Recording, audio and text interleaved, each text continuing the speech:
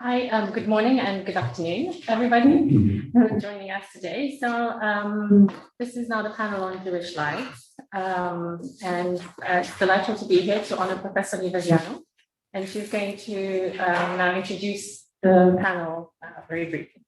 So the sources for this panel, for this roundtable, are interviews and photographs, and they come mostly from Centropa. This is a sort of new archive, not bounded by place and the official authority of the nation state, that Jamie Barron describes in her book, The Archive Effect, which was one of the background readings. Centropa is an online archive that anyone can access, and it consists of interviews and photographs. There are also photographs from the private archive of Felicia Carmilli. There is plenty of food for thought here in these many interviews and snapshots on what these documents can or cannot tell us about the happy and traumatic pasts of these 4 Holocaust survivors from territories administered by Romania and Hungary during the war. The World War II, Iași, Bucharest, Târgu Mureș, and Vatra Dornei are the 4 places where these protagonists come from.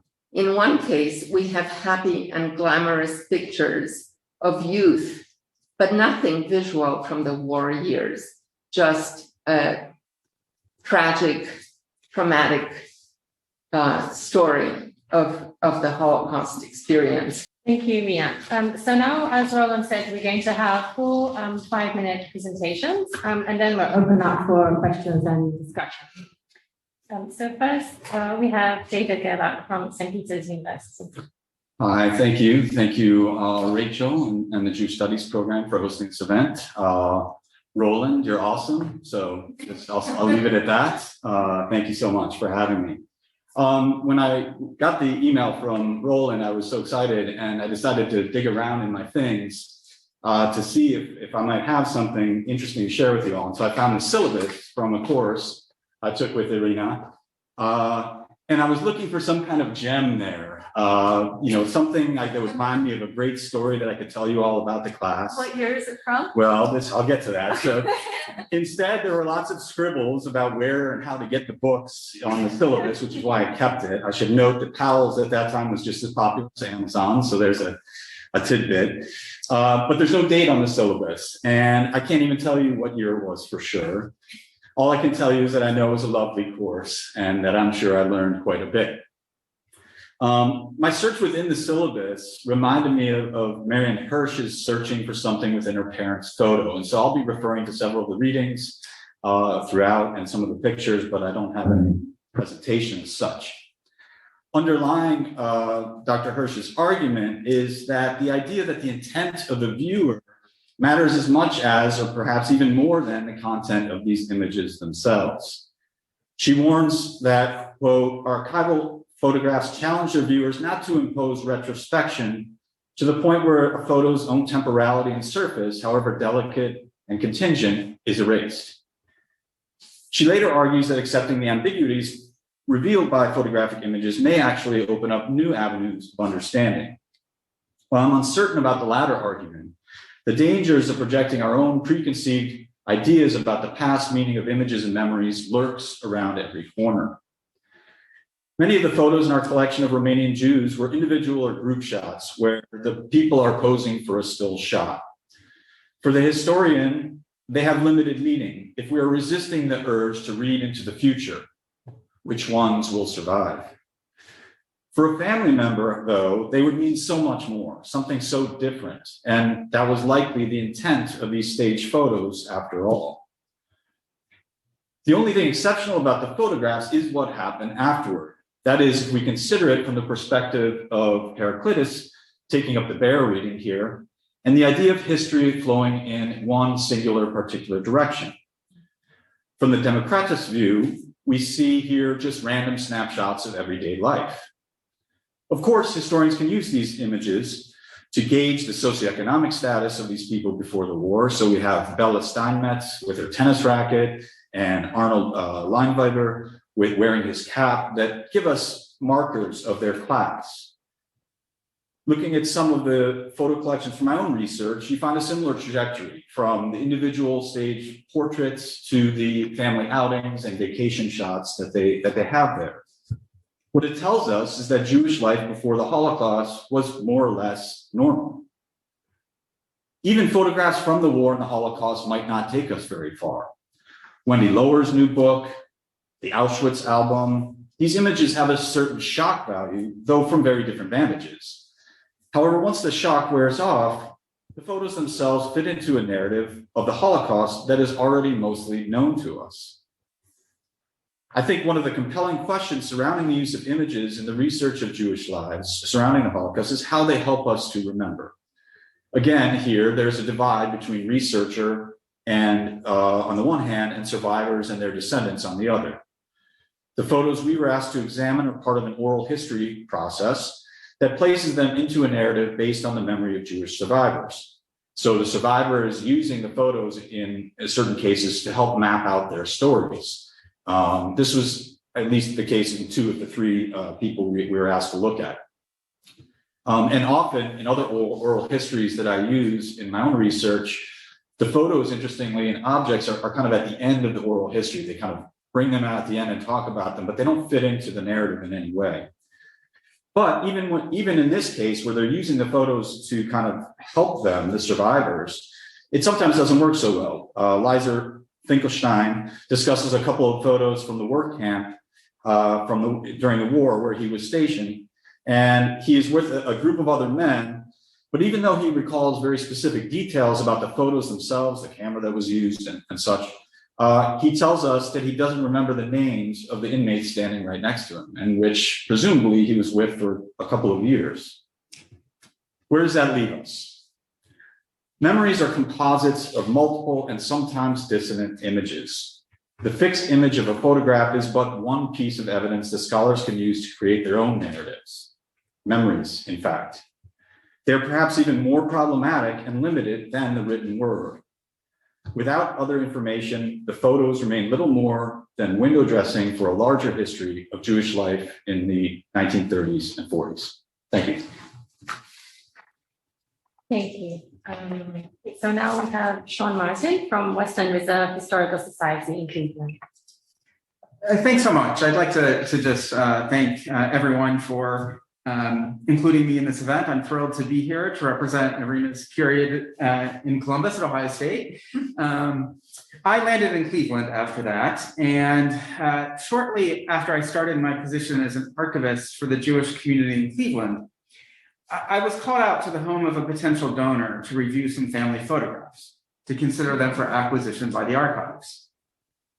She had about 15 to 20 oversized framed photographs of relatives, most of which were probably taken at the end of the 19th or the beginning of the 20th century. And just by looking at them, you could tell that probably most of them were taken in Europe. But the donor had no idea who the people were. She had no idea where the pictures were taken. She knew nothing of the stories of her relatives. She wasn't even sure really if they were her relatives. So I explained that we simply couldn't take the photographs like this without any additional information, and I politely declined her offer. It's not easy to do that, but it's necessary. Families choose what to keep and remember, and archivists choose what to preserve. Not everything can be saved. So when I took a look at the photographs from Liza Finkelstein, Arnold Leinweber, and Bella Steinmetz, I was struck first by something rather mundane.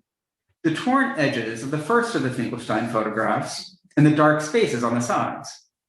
Included here, so the entirety of what remains of the photograph can be seen.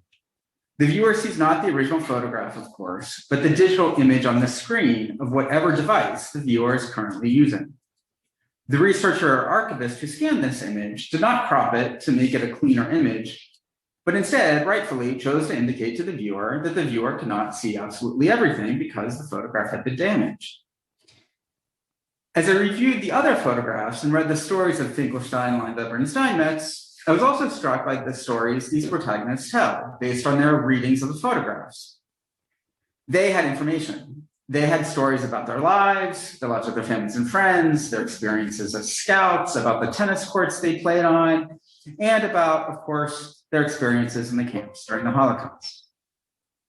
Our appreciation of the photograph relies on its evidentiary power, on what we know about the content of the photograph, apart from the information the image itself offers us. This may be less true of a photograph like the one of Bella Steinmetz as a young girl in a cap, kneeling at a wash basin, a photograph we can appreciate because she's a smiling, impish young girl, whatever we know of the circumstances of her life. But certainly it's more true of a posed portrait of 3 teenage boys or a young man waving on a bike. Nice images, but they don't mean much unless we know who these people are. We also have included here photographs of documents, which helps us study the topic and makes long-distance research possible. These photographs of documents, whether on microfilm or in digital form, have of course been utilized extensively by researchers who have produced all kinds of valuable research. But I think we'd all agree that the encounter with the primary source, the actual experience of seeing original photographs, an original document, a visit to see the actual places where our subjects lived, loved, suffered, and died, that is invaluable. So my observation is really obvious. Context counts. Also obvious is that our interventions into the life of the photograph matter. Whether it's saved, passed down, whether information about the content of the photograph is recorded in some way that is inextricably connected with the physical object of the photograph. And even the digital image is, in the end, a physical object. The range of these interventions is less obvious, as over time, the way we've experienced photography has changed significantly. Archival copies of digitized photographs are carefully preserved, but those copies are often altered for use in digital collections, online exhibits, and social media. Some digitization efforts may be more rigorous, more sensitive than others. Some may preserve the frayed edges, others may effectively airbrush them away. These are all efforts to bring the images to a larger audience, and generally speaking, these efforts should be applauded. But we should also be careful to keep these interventions in mind as we study what the photographs have to tell us. Thanks. So now we go to Diana Dumitru at the European University Institute. She's going to be on our screen. Okay. So I'll just briefly, I want to talk about the Felicia Carmeli, and maybe I won't talk so much about the photographs, but I do want to talk about memory. So the story is about the Felicia Carmeli, who was born as Felicia Steigmann in Bad Radworny in 1931 and died in 2018 in Toronto. So I'm saying that she had 5 different lives, because one life was in her beloved Dorna, another life was in Transnistria and Shargorod, and then she came back to Romania and spent time until 1958. Then moved for 2 years to Israel, and I don't know. Okay, can you see? And then she immigrated with her family to Canada, where she lived for the last years of her life. So what I do for tracing Felicia's memory, I worked with 2 oral history interviews that she gave in 1994 and 1997 to the University of Southern California Visual History Archives. And then I also checked her memoirs that she published in 2015. I compared all these 3 sources about her life, and this basically attracted my attention. My attention was really focused on 2 points that I could observe from this comparison. That Felicia had a number of multiple identities, and I could see her changing sense of belonging.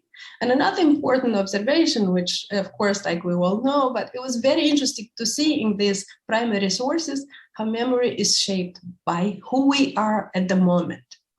So I will just stress a couple of points, my observations from this comparison. So the point number 1, it's about her very strong bond to Dorna, and you see the photographs here. It's interesting that this bond existed for the entire Felicia's life, but she chose to cut it. By the end of her life, she deliberately chose to cut this bond to Dorna, to cut the bond to Bukovina and Romania including. And in a way, Dorna became some kind of Jewish Atlantis, in a similar way that it became a Jewish Atlantis for many Jews who left Europe or who left their countries and decided that there is no place for them anymore in whatever, Romania, Hungary, or Europe just in general. Then I want to change the slide. A very interesting change is happening with Felicia's memories about the Holocaust. I definitely saw a change in how she represented her memories about the Holocaust. And my explanation is that what's happening towards the end of her life, Felicia is becoming a memory activist. Actually, by the end of her life, the epitome of her Jewishness is becoming the identity of Holocaust survivor. And this role is taking center stage in her life. So she becomes a memory activist, and her memories about the Holocaust have been reworked so that she can better explain, especially to the West, what was Holocaust like in Transnistria. So she chooses like certain strategies, and she puts back some elements in rebuilding her message that she presents to the outside audience. And I'll be happy to give you specific details or to explain like in examples what I mean. It's very interesting also to look at her post-war life in Romania, because it signals a continuous reinterpretation of one's life. And one can see how difficult it is to talk and make confessions about the long-term affairs with communism, especially when you're an immigrant in the West. So Felicia is choosing carefully how to talk about this period while remaining frank about her life, but also not to be discredited in the eyes of a Western audience. And so again, we see various cases of selection, prioritization, omissions that allows her to construct her own, control the image of herself. I call this period of living the Zionist dream another very interesting work that she is doing in her oral history interviews and memoir. And we do see that the Jewish component in time acquires much more prominent importance in Felicia's life. And she is also very much eager to show her commitment to the Israeli state. Through a number of examples, through a number of cases, and also choosing or omitting some stories, what to tell about Israel. She is following a pace that many Jews did in the post-war era when filling a gap that when they lost their country, they lost their native society, and somehow Israel began to replenish this loss. And I will, and probably the last slide. This is the slide about being a migrant in Canada, which is a big part of Felicia's life. It's a crucial experience. It was a crucial experience for her, but it was a crucial experience for many, many Jews who immigrated to various countries. And what I could see from her story, that it was the brunt of transplantation on another soil, in another culture, adaptation was felt differently by different members of the same family. So we do see in her account how this brunt, sapped family bonds, how many individuals were suffused with emotions of guilt, anger, fear, and how just this layer of migration adds to all the trauma and loss of the post-Holocaust. So I see that Felicia placed emphasis in general. When I look at her memories, she placed emphasis on her long interest on Jewish matters, commitment to Israel. She tried to erase from her recollection any elements that would allow the public to be ambivalent about Holocaust perpetrators or Holocaust victims in Romania. And again, I could speak more like specifically. And it's interesting also to see her downgrading the relationship with the communist ideology. And these are the most visible trends in Felicia's memory work. And I'll stop here and I'll be happy to speak more about this. And of course, I do want to join everybody in thanking for inviting me to this event and congratulating Irina Levezanu with this like amazing occasion and wishing her like many more successes and fruitful work in the future. Thank you very much. I need to stop sharing my presentation. Okay.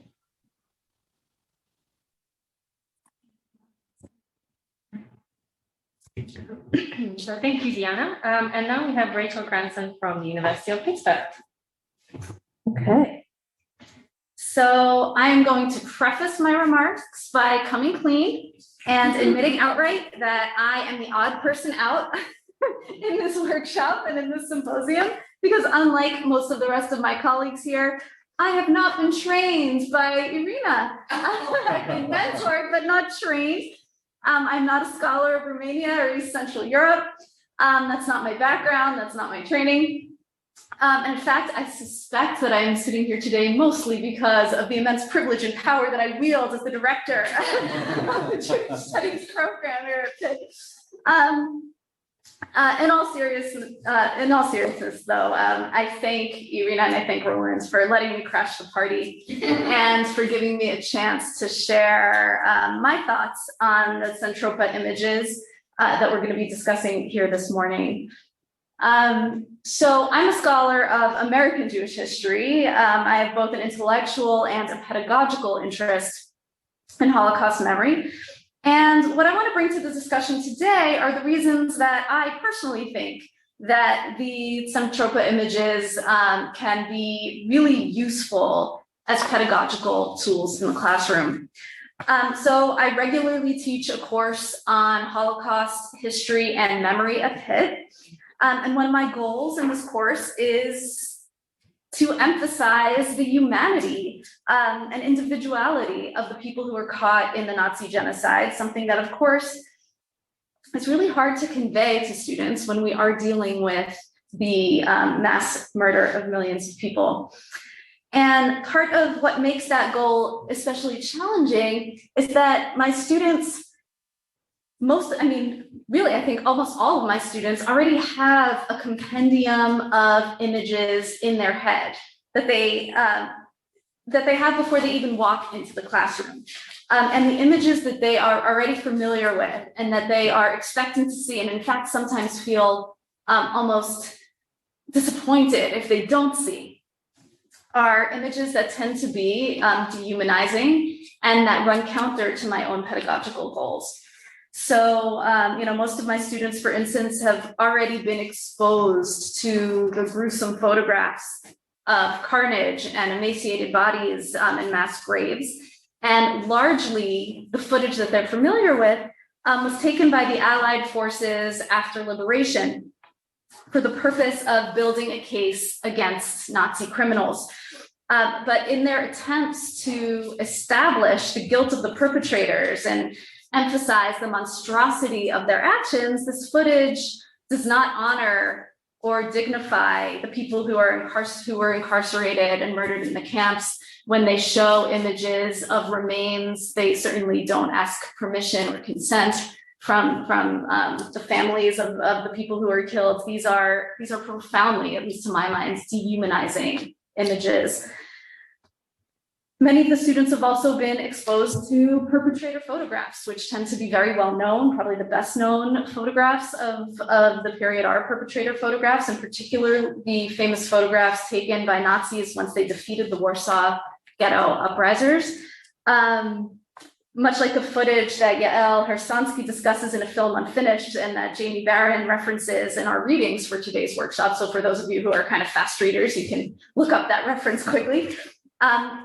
These photographs were also created as propaganda. They were taken by Nazis to emphasize their might and to celebrate their victory. over the Jewish ghetto fighters. And, you know, by design, and also I think from, in terms of what people bring to these photographs, these images don't tell us anything about, or really don't tell us much about how the ghetto fighters understood themselves or their own actions or their own risks that they were taking. And these images, again, are also really limited in my mind in terms of their ability to humanize and individualize the victims of the Holocaust.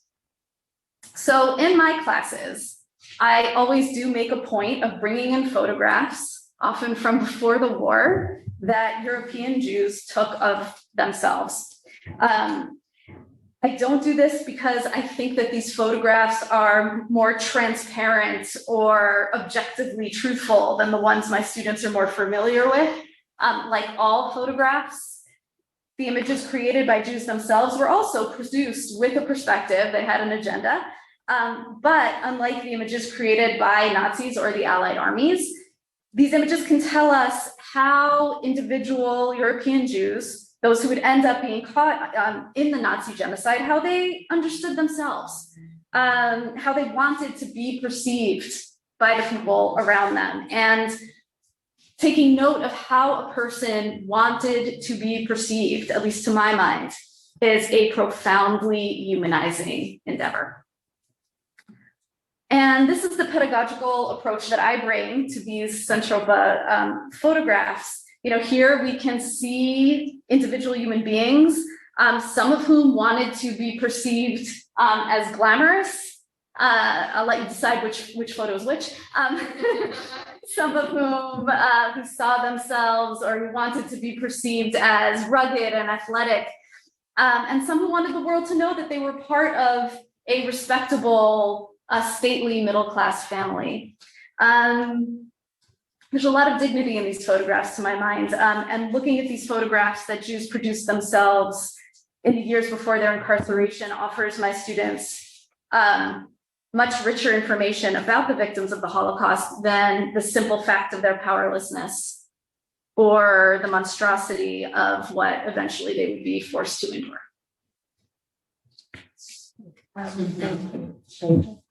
So we've come to the end of the presentations and we're going to open up for questions and discussion. So maybe I'll get us started with something that I think what really struck me, what Rachel said at the end, because throughout the presentations, I was thinking about this idea of selecting certain bits of information or constructing a narrative. And I was wondering, in sort of everybody's practice as researchers, how you deal with that, the fact that you have to obviously select information or images, and whether that differs in your teaching versus your research or the public work that you do. You spoke a little bit about how Right, I mean, yeah, my pedagogical goals are generally somewhat different than my research goals, and this isn't really the area that I study.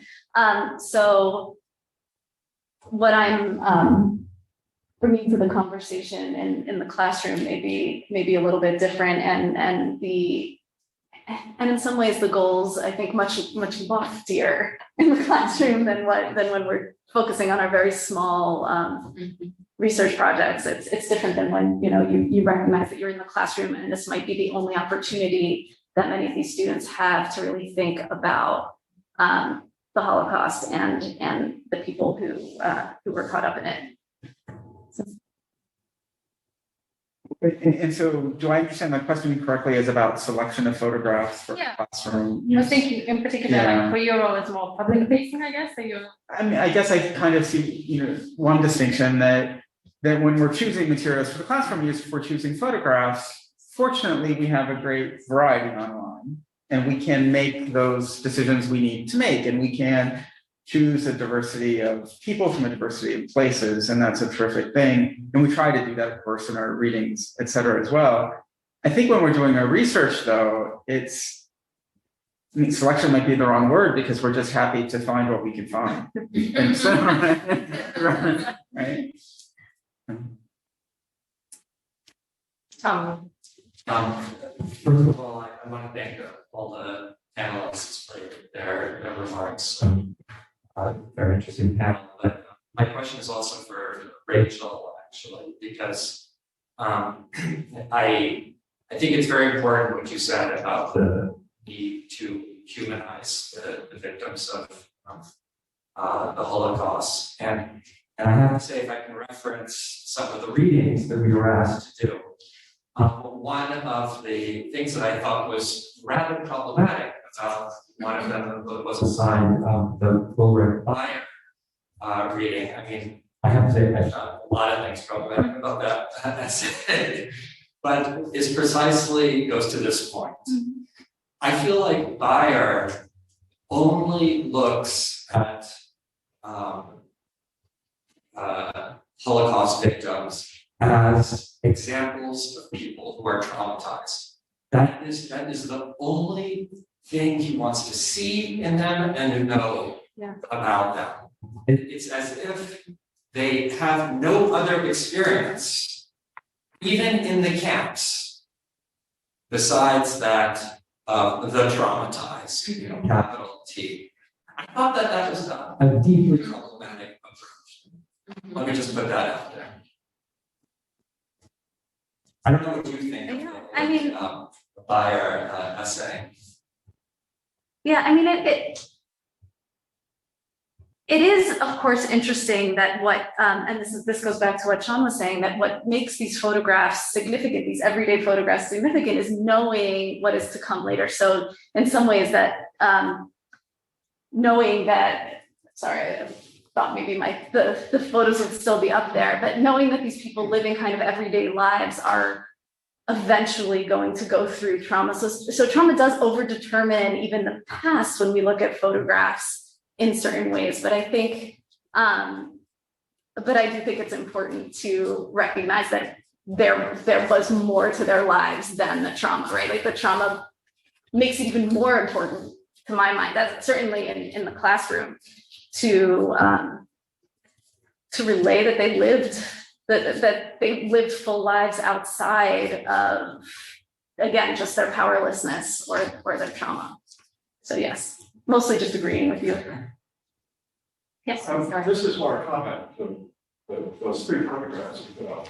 One of the things that's so striking about it is it reflects this deep commitment to total assimilation and to bourgeois culture.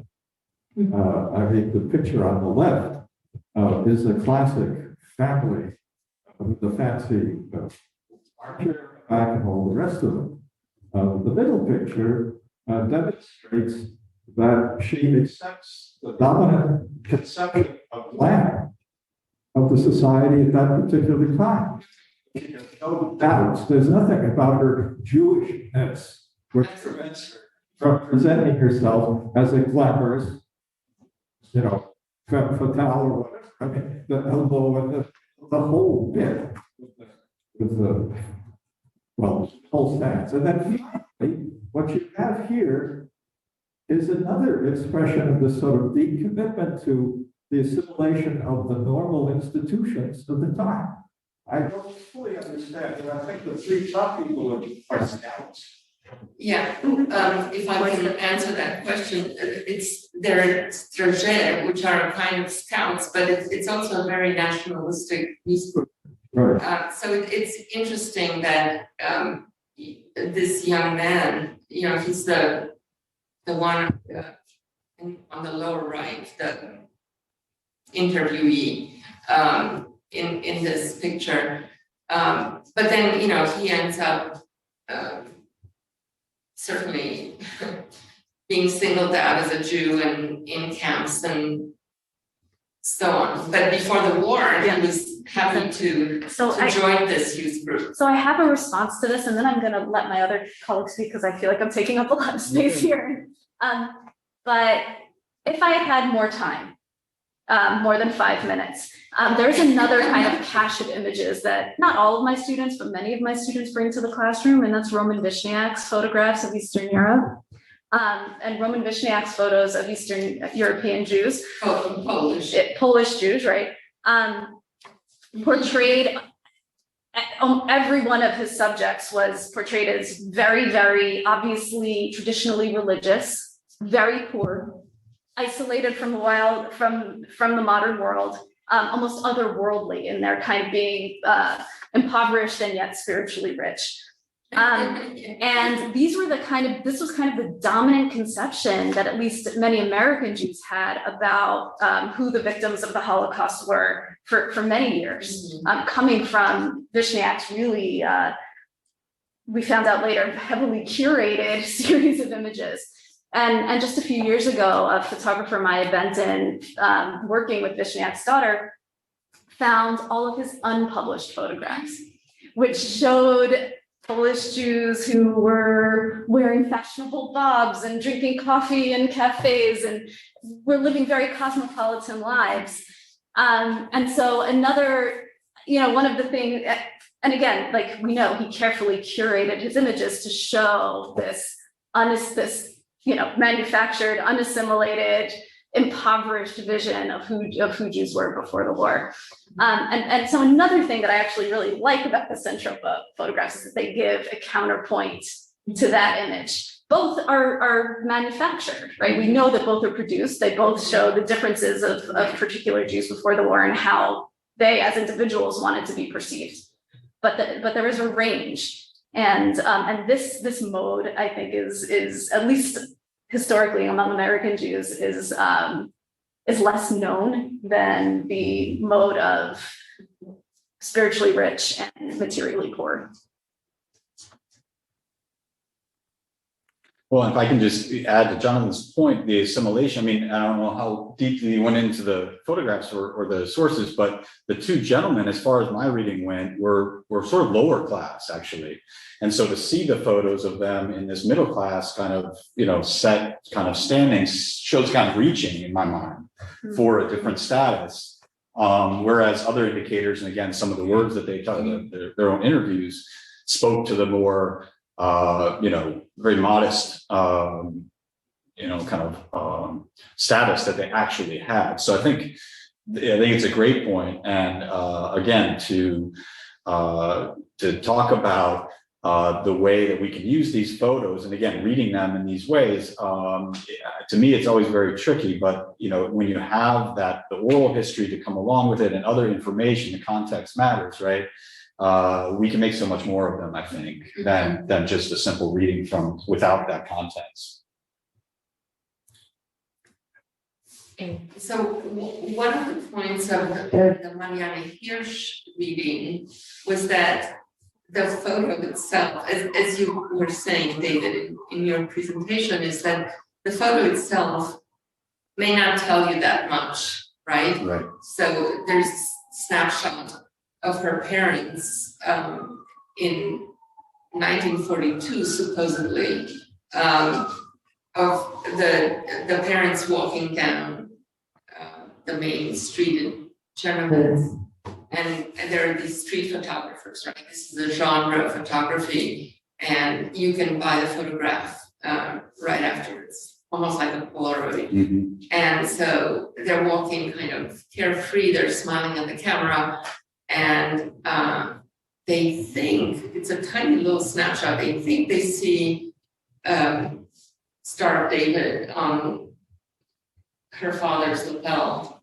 But the photograph is so blurred and small and bad quality that they're not sure.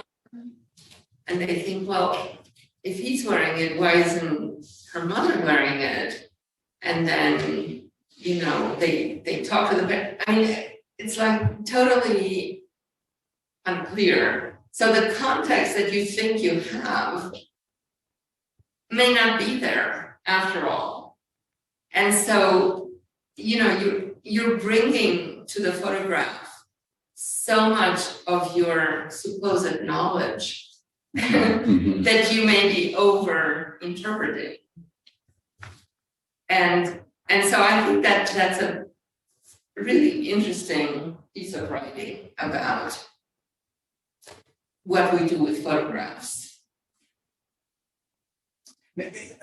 So I've been thinking about the article and its focus on trauma, right? So obviously in these pre-war images, we don't have trauma. It's just not there.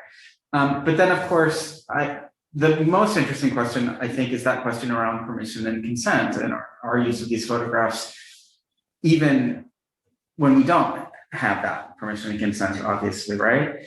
I think that's just a fascinating question. There was once an educator at a local Jewish museum who advocated that we shouldn't use any of these photographs because we don't have permission and consent, and it was kind of a blanket statement.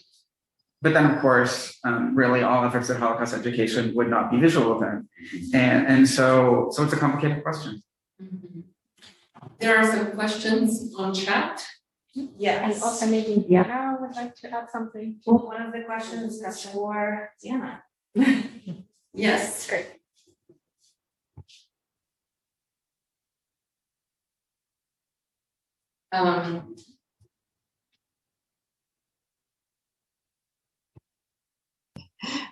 Okay, thank you. Sorry, I cannot unmute. Only the host can unmute me. So thank you. I think I wanted to just like add one point about the images. Also, sometimes like kind of being weaponized, especially with images about Holocaust being weaponized in the hands of Holocaust deniers, and then also becoming a very tricky tools in hands of students without content or without the knowledge. And so, for example, in my images, I didn't show one. There is one about the Felicia in Shargorod, who's a couple of friends, family. And if you just like see that photograph, and if you don't know much about the Holocaust in Transnistria, you may wonder, it's like it looks like it's taken in a studio. It looks like it's winter there, and that's basically all.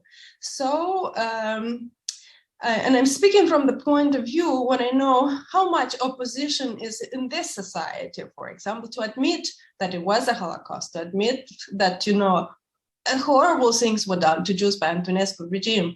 And so photographs like this in hands of these kind of people, they are transformed into the proof that's like, look, it's nothing like too bad. And, and you have authors who say that, actually in camps, it wasn't so bad. So you really, yeah, exactly. Yeah. You have these photographs like Felicia and Shargorod ghetto, wartime. And complicated issues, you have to disentangle around such photographs. You need to really know when it was done, the photographs, like weeks or like first months or which year it was, because it could be a significant difference if it's like 41 or 44. Then it's also about like the material wealth of an individual or of a family, the objects, the stuff that they could trade. It meant like saving them their lives, or sometimes like being able to have photographs. Meanwhile, thousands of others who did not have photographs or did not have the food to eat. So it's not like this one photograph represents the life of the entire ghetto and what it was inside the ghetto for the entire period during the war. So it just like it can become dangerous without any proper context, without explanation and understanding, and also without being put together with other photographs that would show different images of emaciated also people, taken by Red Cross, images of like almost like starving children in the orphanage shelter inside the ghettos. So I just like wanted to make this small point about like how they really need help and intervention from professional historians to accompany this kind of images of World War II, especially in the Holocaust. Because like, yeah, it's easier with the pre-war life and post-war, but this kind of images from the Holocaust are tricky. Also a question and comment on Diana's presentation about the point that you made, Diana, that's very interesting, that survivors like Felicia Carmelli, reinvents her memory over time, right? She's a communist in post-war Romania, and then she's a Zionist in Israel, and then she is an immigrant in Canada, and that changes her perception of her Holocaust experience. Would you say a little bit more about that? Because, you know, we've been talking about how we are viewing these photographs of Holocaust survivors, but this is the Holocaust survivor herself rethinking and reinterpreting her own past. Yes, thank you for the question. It's really interesting for me to see how some elements of her story disappear and other elements appear while narrating each section or each segment of her life. So, for example, you started by talking about like communism. So, for example, she, in her first interview, which is very different from two accounts that she gave later, she says that she was really committed to communism because it's after the World War II, it kind of promised equality to everybody. It just saved Jews. And so it was kind of a natural ideology to be drawn towards. But then, interestingly, the explanation about like why she was drawn to the communism changes, and I would say becomes more mainstream. So she says like, oh yeah, it was about like being brainwashed every day in school, and this is how you hooked up on communism. So the narrative, it just becomes like more in line to what one would expect it to be, especially, you know, in Western society. And then also in the first interview, she says one line that is never repeated again in any of the two accounts. She said that I was like so committed to communism, and my parents were afraid of even saying the word that they want to immigrate to Israel, because they were afraid that I will go and report on them. So she was like 15 at the time when they came back after the war.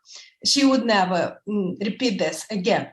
And then she reframes reasons why she went to Israel, why the family went to Israel. Also about the Holocaust, she retells a little bit different the trip to the Shargorod and the trip in the train. And she also inserts, we do see how she inserts also theoretical discussions. And so she uses terms like dehumanization, it was on purpose.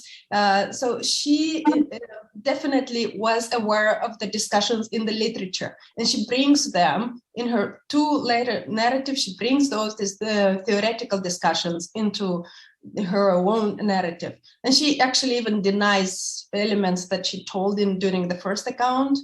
And my reading of the story is that it's not that she wants to lie. It's not the bad intention. I think she wants fairness in her own understanding for the Jewish survivors from Transnistria. And she at one point said, you know, when they were saying Kaddish in Toronto for whatever Jews from other camps in Auschwitz, and not a single word was said about the Holocaust in Transnistria. And I felt like so painful. So she wants fairness for the Jewish survivors of Transnistria. And she wants to make it black and white. It was really horrible. She doesn't want to keep the nuances that she gave during the first interview, when, for example, Romanian soldiers were providing a bucket with water and a bucket for the toilet needs. So she changed it. She even says completely, we did not have a bucket, not even for our own needs, and we had to do it in our own pots for eating. So I think she wants to make clear that we suffered to the same extent as other Jews suffered.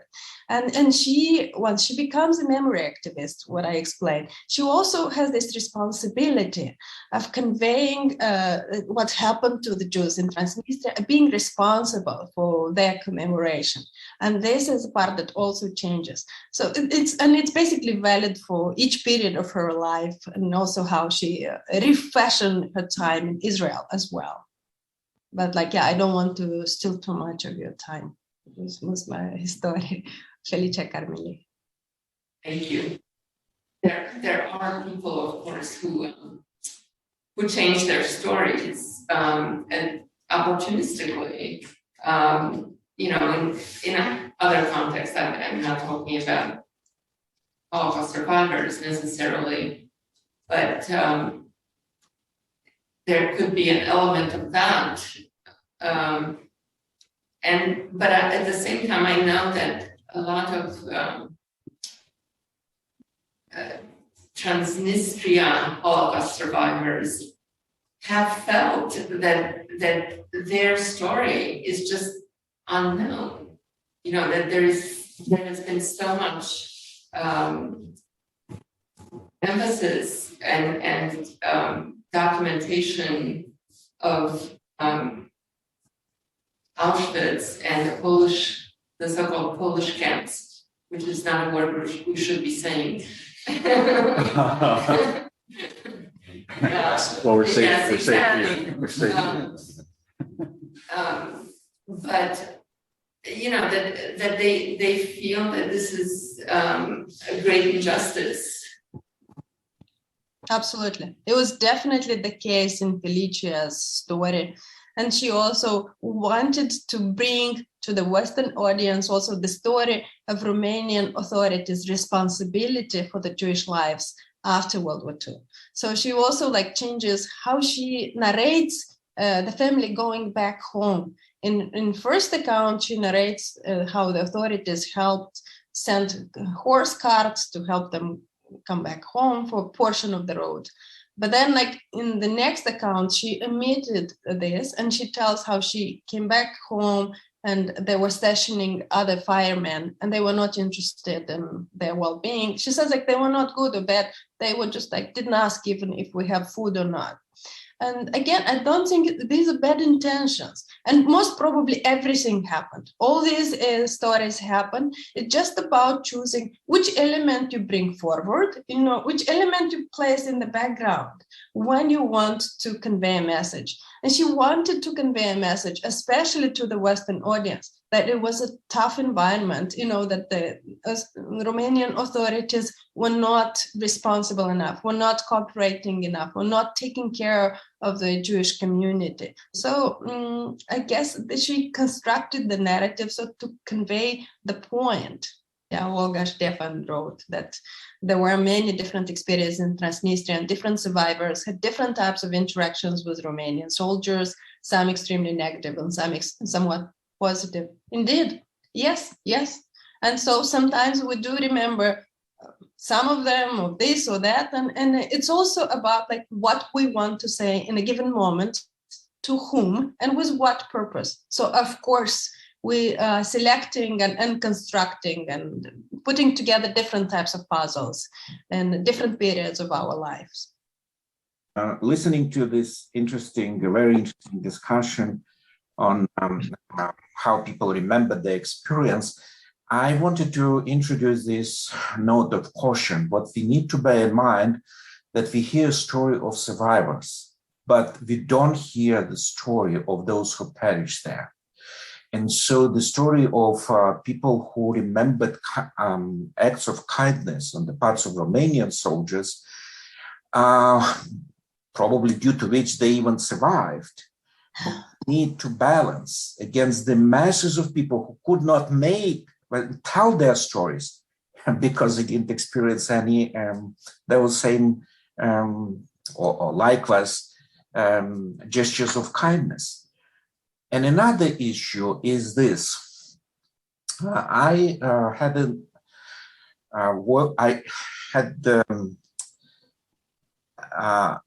made a lot of work, right? Let me put it this way, on and read a lot of people who survived Transnistria. There is a tendency of people to remember and fashion their memories and to put forward the acts of kindness of their compatriots, depending on the country in which they lived. So if they lived in Romania, they would try to emphasize the acts of kindness of the Romanian soldiers. If they would live in Ukraine, they would tend to emphasize the acts of kindness of Ukrainian soldiers. And if they would say, immigrate to Germany, the German soldiers all of a sudden appears as those who showed some kindness. And that kind of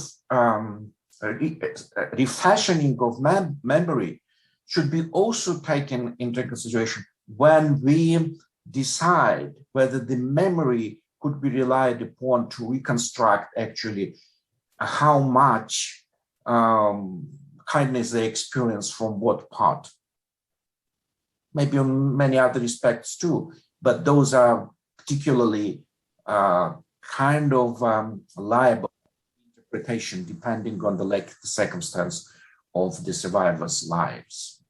I guess I can make a final comment and say that it was a fascinating discussion, and I feel we really benefited from having an archivist on the panel, and not everybody on the panel is a Romanianist, which is totally fine.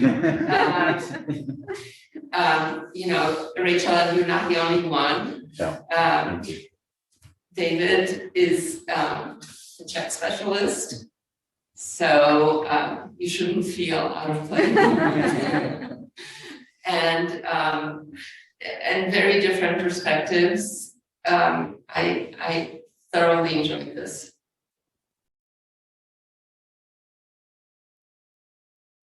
So, so I'm going to start with a quote from the Ulrich Bayer reading that has been so dreadfully criticized by Tom Oort. In the wake of a vast trauma like the Holocaust, the destruction is so absolute that it often appears as if nothing at all has been touched, that the state of things within the catastrophic environment constitutes the traumatized subject's only understanding of the world. This paradox has been described by Maurice Blanchot like this: the disaster ruins everything, all the while leaving everything intact. I guess we could try to see if this is true in any way in the works produced by Marcel Janku, Victor Brauner, Maxi, or Hedda Stern. Janku, Brauner, Maxi, and Hedda Stern started their careers before the war, long before the war, most of them. They were Romanian Jews, not very Jewish Jews, I should say. Hedda Stern was the youngest of them, and she had some of these others as her mentors. So Stern had most of her career in New York, but their lives and creative trajectories were affected by the traumas of war and the Holocaust, although none of them ended up in a concentration or an extermination camp run by the Nazis or by their French or Romanian allies. They knew people who were deported or killed in pogroms or in camps, and they experienced persecution, exclusion, and exile, self-exile. How was this reflected in their work and in their lives? So this is the roundtable on the Jewish avant-garde. Excellent, thank you, Irina. And I think we'll begin with Alex Shiriak, is not pronouncing that correctly? It's Kiriak. Kiriak, sorry. Again, not so good. Okay, so she is with the New York Metropolitan Museum of Art. So please. Thank you, David. Rachel, you are not alone. I'm also not a student of Irina, sadly. But obviously her research and her mentorship have meant a lot to me over the years, and she's very familiar with this project that I'm going to be speaking about today. Great. So over the past 6 years, I have looked at this photograph for more hours than I can count, perhaps trying to grasp that experience of pastness that Jamie Barron writes about in The Archive of Effect. The image I started out with is ostensibly the same. The space it represents has not changed, and the objects we can see are, of course, still in the same place. At the same time, a great deal of change has occurred and probably will continue to occur as I continue my research. So when I began working on this project, on this space, which is the Academy of Decorative Arts, the first modern design institution in Bucharest, it was considered the work of the artist Max Hermann Maxi. He himself wrote about this on several occasions, and he put his name under a version of this image, which you can see here on the cover of the avant-garde magazine Integra.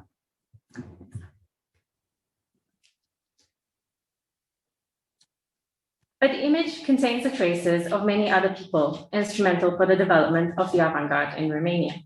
Here is Heinrich Fischer-Galat, an industrialist who financed this and other arts initiatives, and had to escape Romania in the 1940s, probably leaving his very important art collection behind and dying in poverty in Switzerland. Here is also Maxi's wife, Mela Brun-Maxi, a businesswoman and intellectual who gathered the avant-garde together at her weekly salons and was instrumental for Maxi's career. And here is also Andrei Vespremia, a designer and pedagogue and the real founder of the Academy of Decorative Arts. Next slide, please. And so for the sake of brevity, I'm going to focus on him today. For a long time, he was thought to be a tangential figure to the Bucharest avant-garde and of Latvian origin. Searching for him in the Latvian historical archives, I discovered that he was in fact a Hungarian Jew born in Covasna, Transylvania, and later a citizen of Greater Romania. I discovered proof of his important contribution to modern design in Romania. He developed the first curriculum of modern applied arts, and he taught Maxi metalwork and bookbinding. And this is one of their collaborations, a commission that they did for the Zionist activist and arts patron Abraham Leib Ziesel. Next slide, please. Maxi later copied many of Vespremia's designs. The material in the Latvian archives helped me to piece all this together, but they also contained frustrating gaps. A zealous official had thrown away photos of Vespremia's artworks, for example. Furthermore, the existence of this material also signaled Vespremia's precarious state. Over and over again, he submitted paperwork to petition for the right to work and live in Latvia. Eventually, he became a Latvian citizen, but then the archive tells me he was moved to the Riga ghetto in 1941 with his wife. What happened next? I found out from the memorial wall of the Riga Ghetto Museum, which lists the names of those murdered in the Holocaust. But strangely, the archive also gave a certain afterlife back to Vespremia, as I found out with my research. Next slide. Maxi's own actions cloud the narrative in his own favor. His position as director of the Romanian National Art Museum in the 1950s and 60s allowed him to tell the story of the avant-garde in his own way. He remade and repainted works. Documents and artworks telling his version of the story entered the collection of the Romanian National Art Museum. Did he destroy uncomfortable evidence? Perhaps. The art historian Irina Karabashi has written about Maxi's time during the communist period. Could not locate certain of his paintings, for example, this one of Stalin. So to find traces of Vespremia, I had to go to private collections, both past and present. And the final slide, please. And here is a metal tray he made for Ion Minulescu, found in the Poets Memorial Home Museum, and attributed to Maxi, of course, in the museum's inventory, even though clearly says a Vespremia on the object. Other items and documents that elucidate these avant-garde entanglements are in private hands. And I continue to feel that for all the rhetoric about the importance of the avant-garde in Romania, we know very little of it. And its legacy continues to be dispersed at auctions that regularly take place, where letters, documents, artworks, and avant-garde periodicals are sold without attracting the attention of Romanian public institutions. So I continue to search for this past, archive by archive, image by image, object by object. Although I know that, in the words of Marianne Hirsch and Leo Spitzer, I want and need something from these fragments that they cannot possibly convey. Thank you.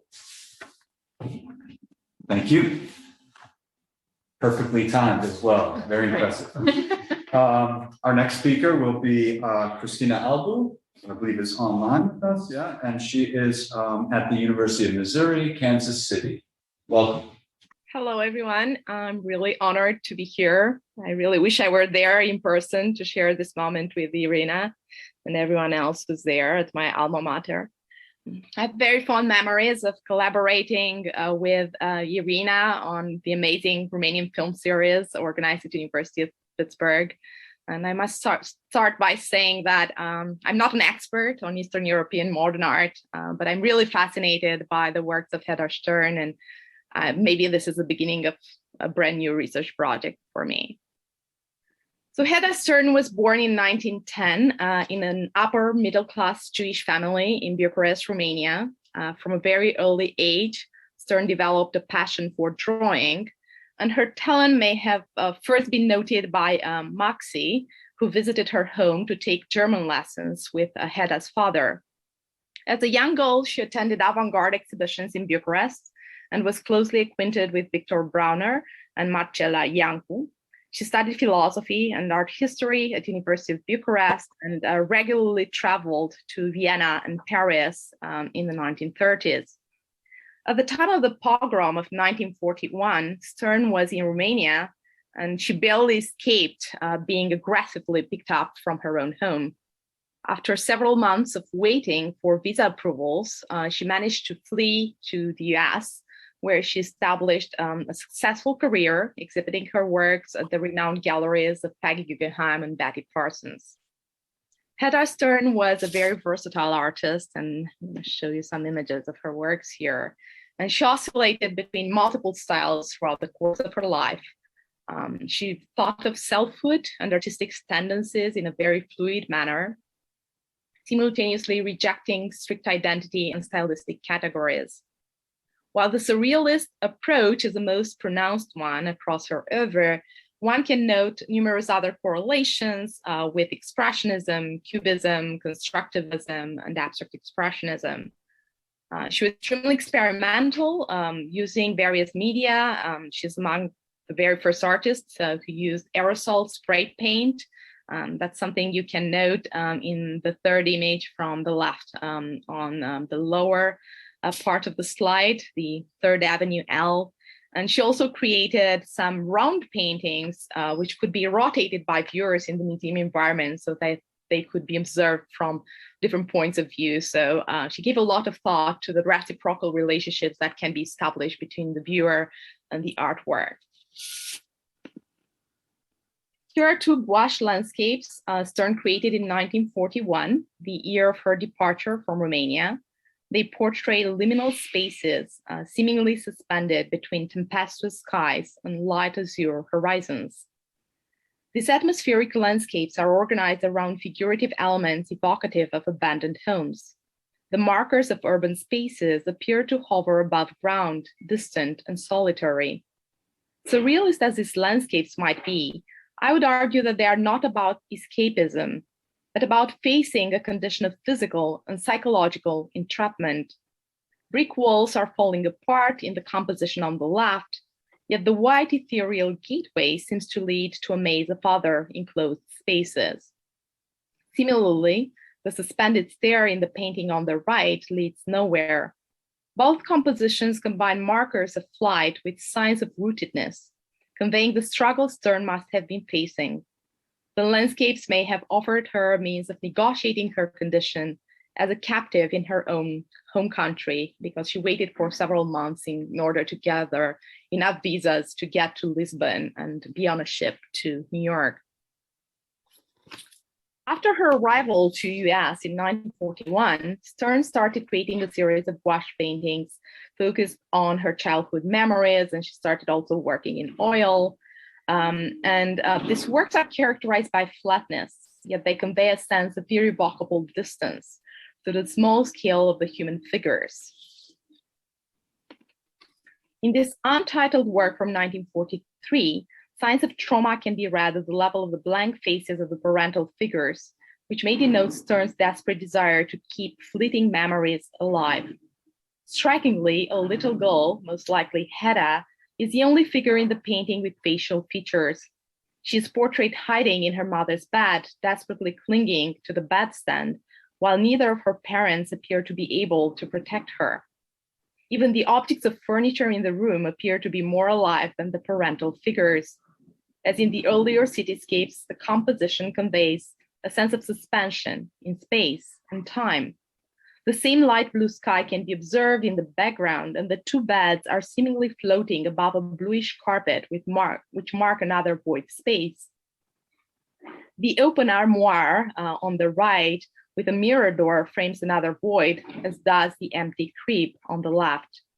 The painting epitomizes a traumatic memory.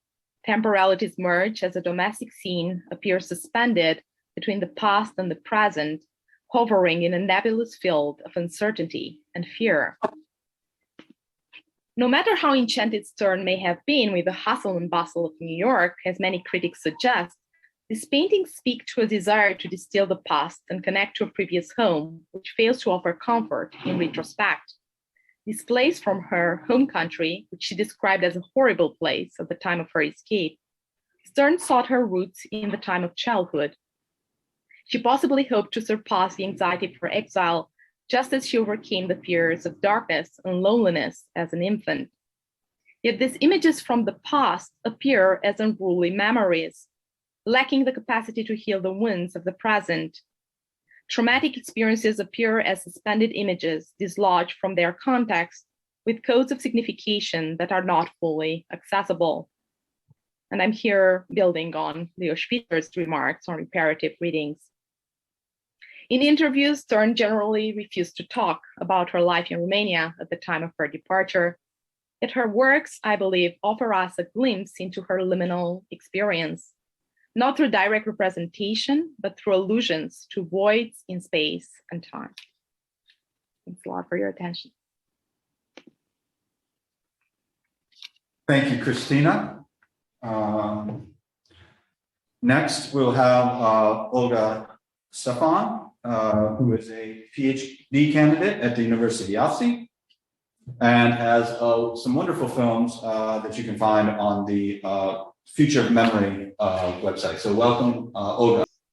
So what I chose to focus on are two destinies of artists that are shared. These two shared destinies, Hedda Stern and Marcel Janco, 1941 year zero. As we've heard already, Hedda Stern was born on August 4th, 1910 in Bucharest. Her father gave language lessons, and one of his students, Maxi, who encouraged him to send young Hedda to art classes, was, of course, the subject of one of the presentations already. She studied with Fritz Storck, one of the most important modernist sculptors at the time, but also with Marcel Janco, 15 years her senior. Janco was one of the co-founders of the Dada movement, of course, that took place in Zurich in 1916, and one of the most important avant-garde artists in interwar Romania. Through this avant-garde circle, she also met the Brauner brothers, Victor, Harry, and Theodore, a wonderful and very little known photographer. With Victor Brauner, she would remain close friends until his death. She married Fritz Stern, a childhood friend, in 1932, excuse me.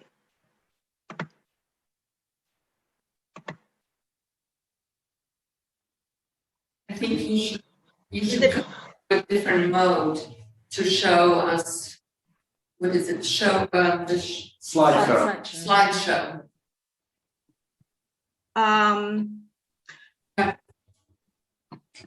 Okay. Yes.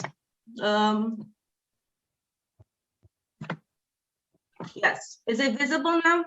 Yes. All right. So the pogrom of January 20th to 23rd, 1941, during this time, the Iron Guard rebellion took place, and within the Iron Guard rebellion, the Bucharest pogrom, during which time 120 Jews were killed and hundreds of businesses were destroyed.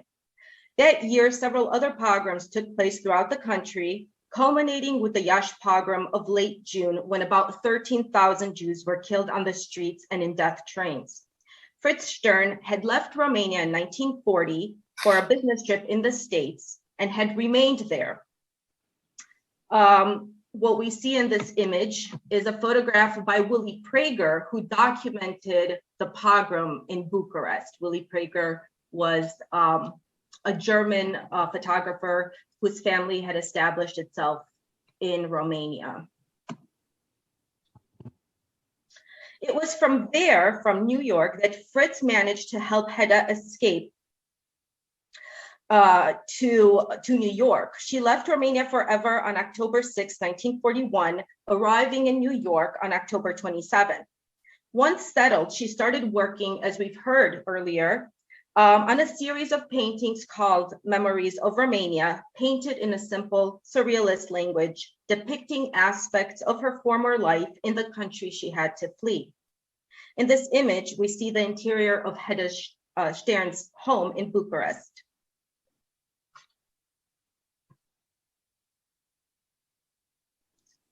This image portrays a funeral that was painted shortly after the pogrom and continued in New York as part of the series Memories of Romania.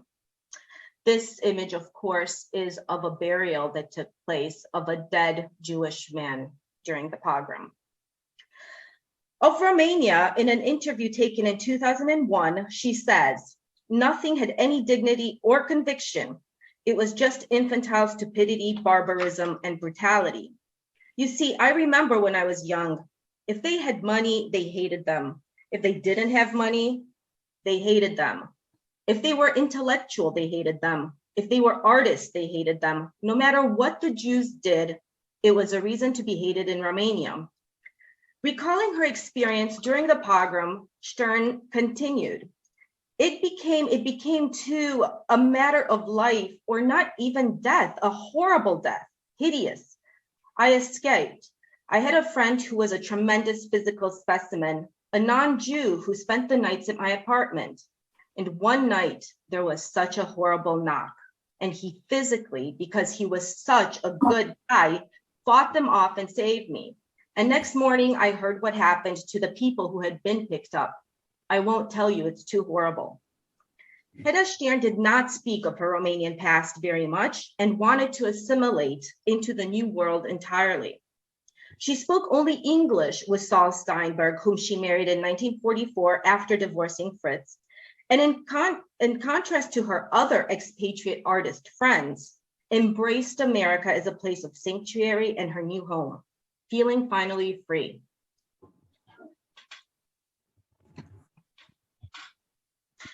Similar destiny was shared by Marcel Iancu, Hedda's former teacher.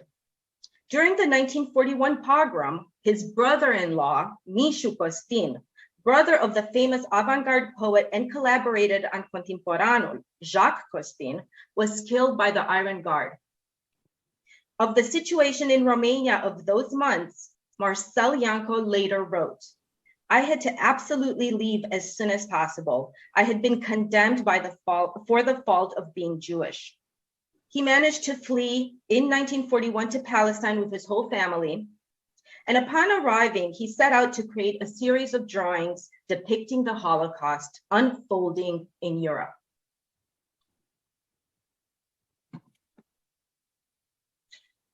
He wrote, the hatred and contempt for the beasts that so profoundly hurt my people found themselves from the first second of freedom in other forms of expression and manifestation.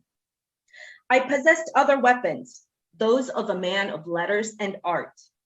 I started to write and to exhibit with the thirst of revenge.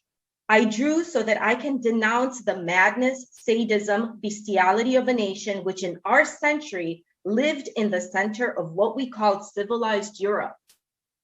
I drew with the thirst of a fugitive who tries desperately to quell his thirst for finding a refuge.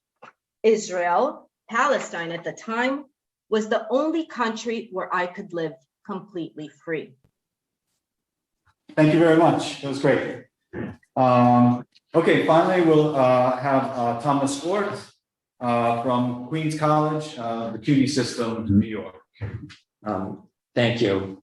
And I also want to thank the organizers of the conference, Rachel and Roland. It's really lovely what you've done for Arena. And I'm thrilled to be here, really. So thank you. Thank you so much. So you've just heard from three people who are deeply informed about the Romanian avant-garde. Now you get to hear from someone who knows a lot less about the subject. Most of what I do know, I've actually learned from Irina. So you can blame her for any shortcomings in my presentation. Joking aside, I was invited to participate in this roundtable because I've written about modernist and avant-garde movements in interwar Czechoslovakia, and there are, of course, plenty of correspondences between Czech and Romanian avant-garde artists and movements. I'm not going to talk about those things, however. Instead, I'm going to stray from that terrain that's familiar to me and attempt to comment on some of the Romanian Jewish artists with which this panel is concerned. So I titled my presentation Avant-Garde Aesthetics and Holocaust Representation, because the main thing I want to discuss is Iancu's and Maxi's depictions of the Holocaust. As I was reviewing the source packets for the event, I noted a striking stylistic shift in the work of Iancu and Maxi from the teens, 20s, and 30s to their representations of the Holocaust in the 1940s. Basically, they move from working in the dominant styles of the interwar avant-garde, really constructivism and cubism, to more traditional representational forms. So let's have a look at some of the slides.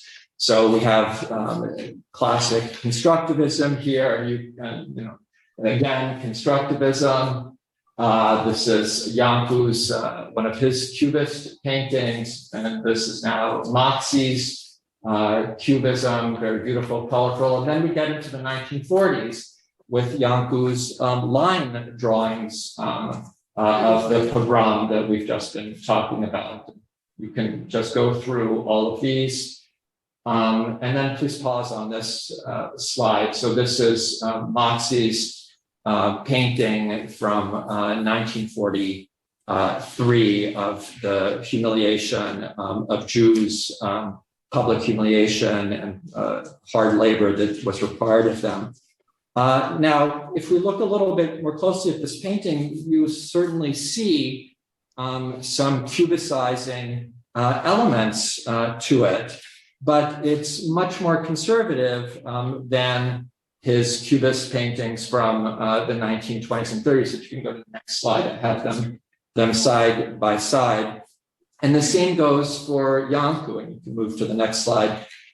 Here I've juxtaposed it with one of George Grosch's caricatures of Berlin in the 1920s and 30s. So it has a lot of similarities with that, but still, this is really a huge departure from the kind of art that Iancu was producing in the 1920s and 30s.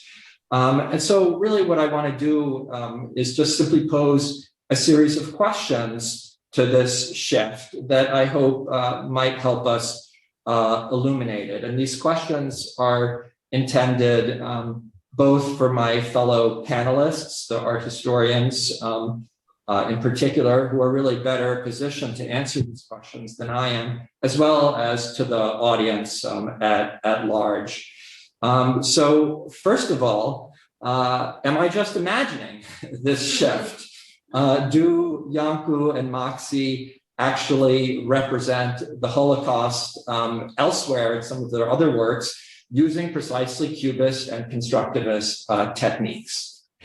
Or conversely, can the shift be accounted for somehow on the basis of external pressures, particularly with respect to Maxi, who had to paint? Oh, can you go to the next slide? Yes, that's right here. Who painted this painting while he was still in Romania and perhaps could not paint in the way he had before. And maybe similarly, there's some kind of external pressures on Iancu.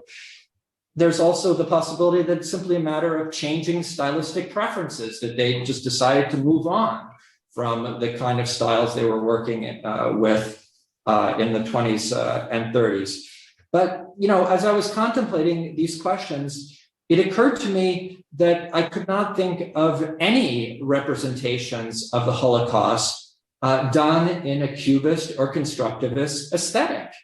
And so I'm very curious to know, once again, from the art historians, if they're aware of any such works. And if not, I wonder why. Does it point to a limitation of Cubist or constructivist aesthetics? Can you go to the next slide? It's always seemed to me, for example, that despite the beauty of constructivism, the emotional register of this style is rather narrow. I think it's a style in which it's difficult to express suffering, humiliation, not to say murder. The emotional bandwidth of Cubism is certainly broader, but it too doesn't seem particularly well suited to representing the Holocaust. So is this why Iancu and Maxi fall back on more traditional representative artistic forms when their subject is the Holocaust? Finally, though, I'm going to ask you kind of a big question.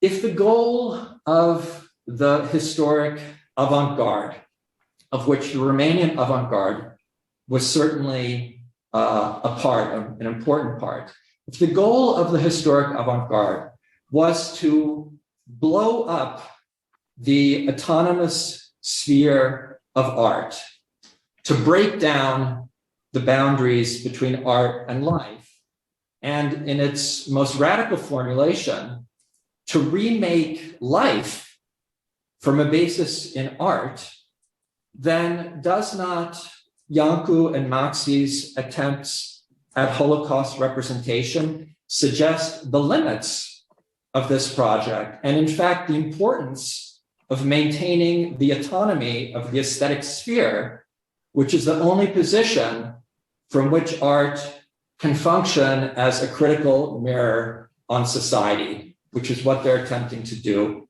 in these paintings. Again, that's a big question, so I will leave it there. Thank you very much. Thank you, Thomas.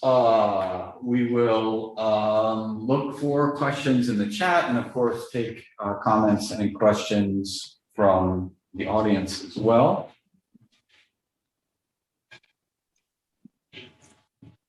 Go ahead. Oh, I'm already unmuted. Well, this is a great question, and I'm so pleased that it's been posed, because I am focusing my entire research on the art of the Holocaust and different representations of the Holocaust through visual language.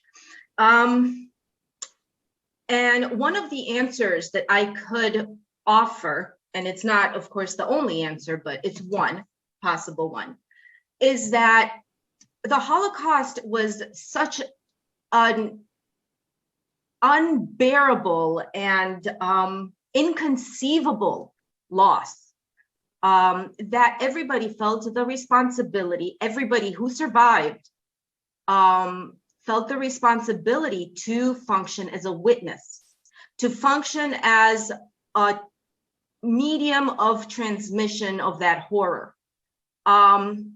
And the only language that people were able to use in order to transmit that horror was one that was more realistic and more expressionistic as well. The types of artworks that I found in my own research are all works that resonate with an expressionistic aesthetic. German expressionism is what I'm referring to, right? That the aesthetic of German expressionism. And the history of German expressionism is also linked with social activism of the left. So we see in Maxi, for example, a tendency, and he was also politically a communist. He was politically convinced of the left. And as such, I think that he embraced the realism, the socialist realism that was, of course, very much pushed by the Soviet Union. So we see this manifestation in the work of the 40s, and especially the work dealing with the Holocaust, which he didn't do much of. He did some, but not a humongous body of work dedicated to the Holocaust.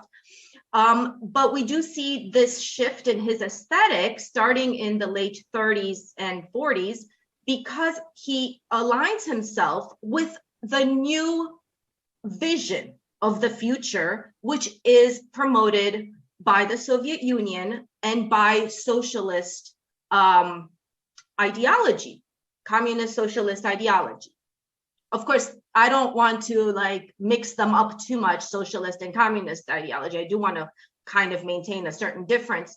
However, in the West, there was the socialist realism engaged art that had taken the left progressive artists that they had assimilated in their work. And it was the new aesthetic of a new future that was being, of course, imagined by a lot of artists. So I would combine the ideology of the left and the socialist realism that was being promoted by the Soviet Union, also with the personal responsibility of witnessing and trying to represent the horrors as realistically as possible, so that there's no opportunity for interpretation, for misunderstanding. The abstraction of Cubism was basically giving the chance to the audience to interpret. So I think in that regard, artists were trying to delimit the transmission and the message that they were trying to give to their public. Thank you, Olga. Alex, did you want to speak on this question? Yes. Okay, it's a great question. Then we'll come to Christina. Yes. I won't go on for very long, because I think Olga has made some important points. But I think there's also the change is also to do with kind of artistic trends, really, and fashions. And I think that already, the Romanian avant-garde were accused of being belated in the mid-1920s to still doing Cubism. This Cubism came of age really before the First World War.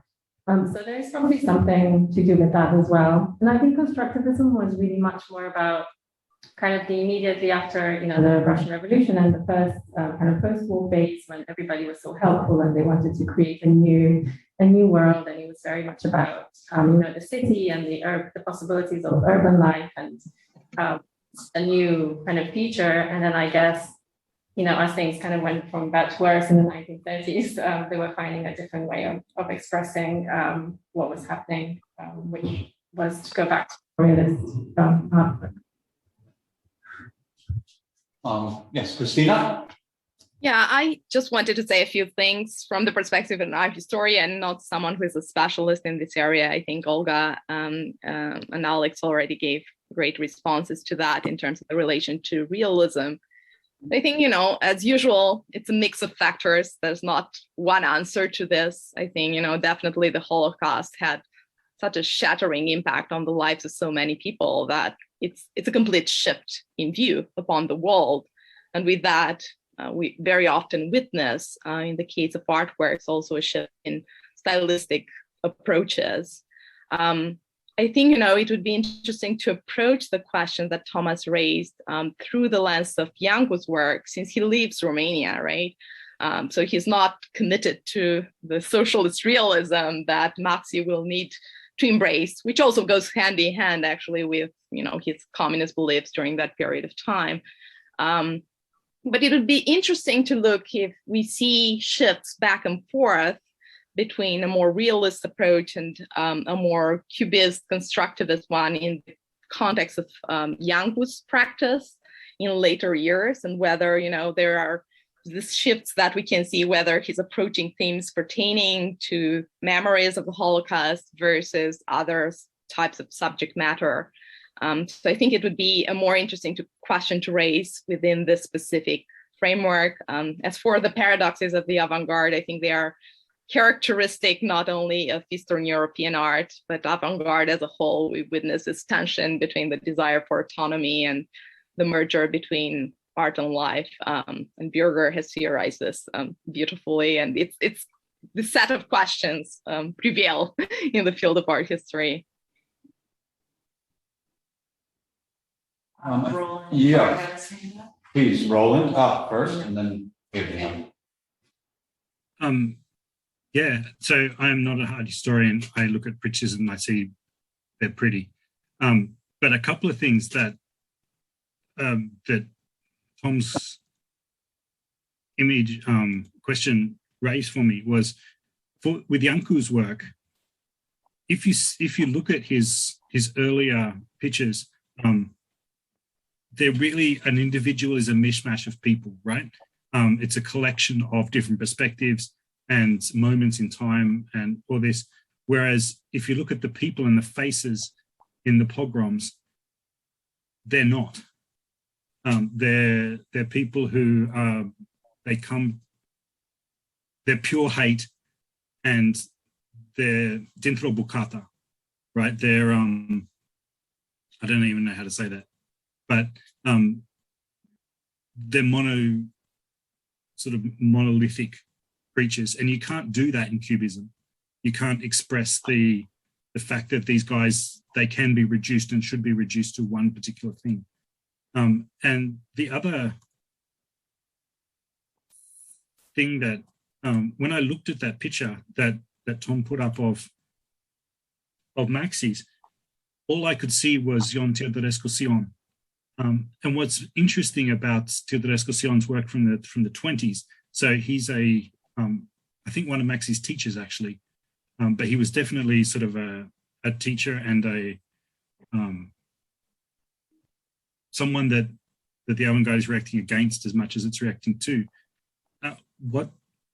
What he does is he gives dignity to people, and particularly to peasants, and he makes them shine. If you look at the way he uses light, it's exactly what Maxi's doing, which again, you can't do with Cubism, because you need that spiritual sense of their dignity shining through and shining out of the painting, which doesn't exist in Cubism.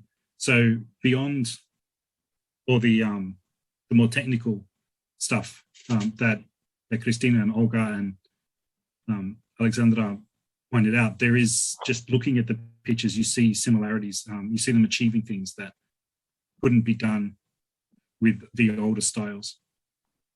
I'll just add one more thing, that we do see a very abrupt shift in terms of the color palette. I think, there are still certain Cubist elements in terms of the angular shapes of the figures from the later realist work of Maxi, but the color palette has completely shifted from those really strong colors to much more muted, earthy tones. So there's a definite shift in that.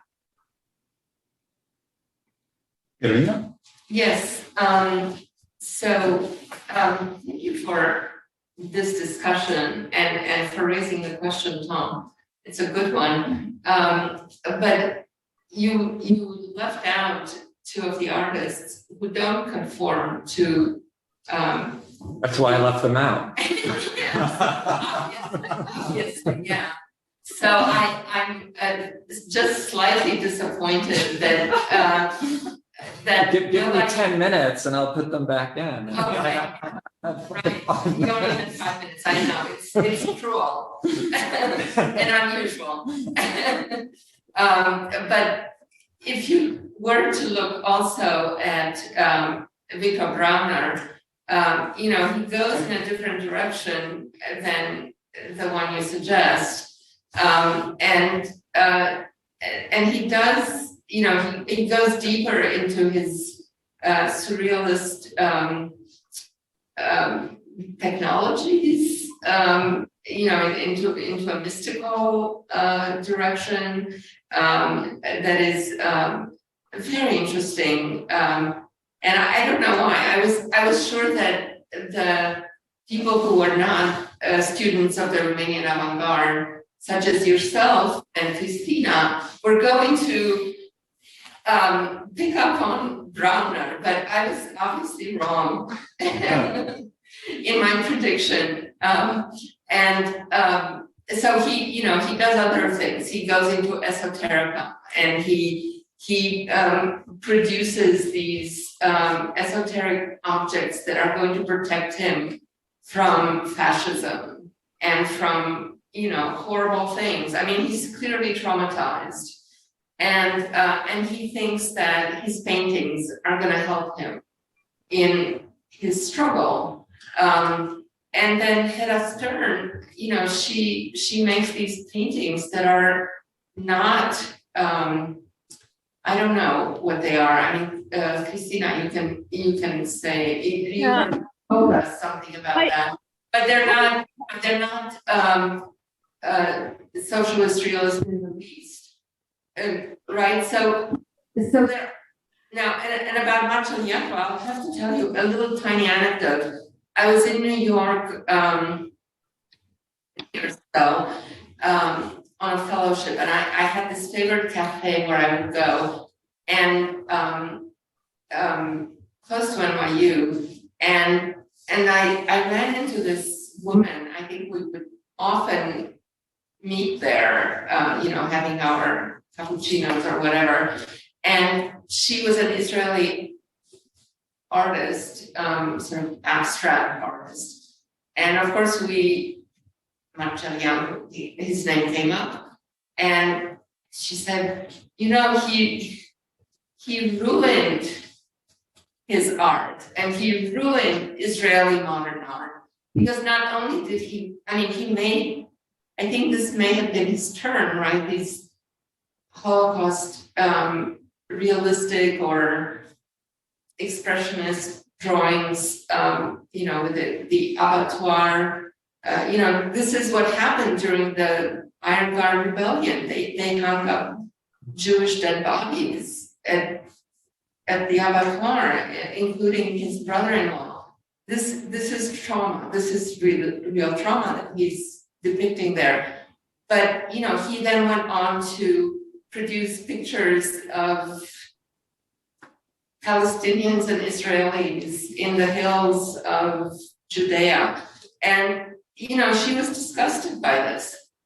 Just like Maxi went on to produce pictures of workers and peasants for a while, and a portrait of Stalin, which he then ripped up, because he didn't want to be remembered as a socialist realist. So I want to complicate your picture a little bit. Can I complicate it further? Because I think because you mentioned Hedda Stern, and of course she was, I would say, going more towards like surrealism, I suppose, during this period. But she also did some very avant-garde works that are fragmented, so to speak, because she made some photo montages when she arrived in the US with pictures from Life magazine, I think it was.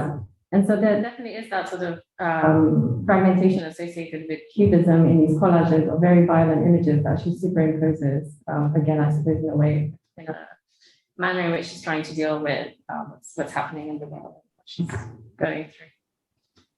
I wanted to add to that the fact that I think, in the existing scholarship on Hedda Stern's practice, I think some of these surrealist, more naive works are somewhat overlooked. And there's more of an emphasis on her cityscapes and her enchantment with New York life. And I think, this partly has to do with the fact that she didn't like to talk much about her trauma, which is evidently, trauma defies representation. And it's so interesting that through these paintings of memories of childhood, she was connected to this prior times in her life, but she was also adopting the style that it is surrealist, but it's also very naive, as if she's trying to paint as a child to a certain extent as well. And I think, there's such important correlations that exist across those works, actually. These works of memories of childhood and some of those scenes of New York life. I think I had been in one of the slides earlier. I had this image of her kitchen. Maybe I'll share this again. And she's using the same palette of colors, which I find really interesting. And there's this blurring of boundaries between what lies outside and what lies inside this kitchen. And it's kind of striking. These correlations, these static correlations are sort of overlooked. And she talks about the fact that she didn't adapt that easily to life in New York. In an interview with Phyllis Tuchman, she actually said that she took her about 10 years to feel adapted, and she felt adapted when she could criticize American life as well and not only be enchanted with it. So I feel this part of the narratives are sometimes suppressed, and I think her works are not that much discussed in relation to trauma based on what I've seen in current scholarship.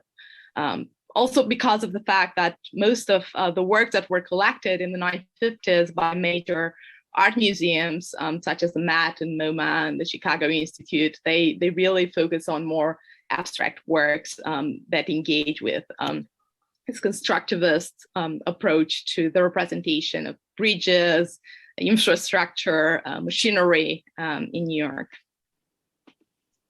Yeah, and if I can continue on what Christina is saying right now, I think Vladimir, I maybe connect all of these kind of loose ends. Diana's comment about narrating your own life, and Vladimir's points about how memory is shaped and how it's basically recreated every time we retell our story.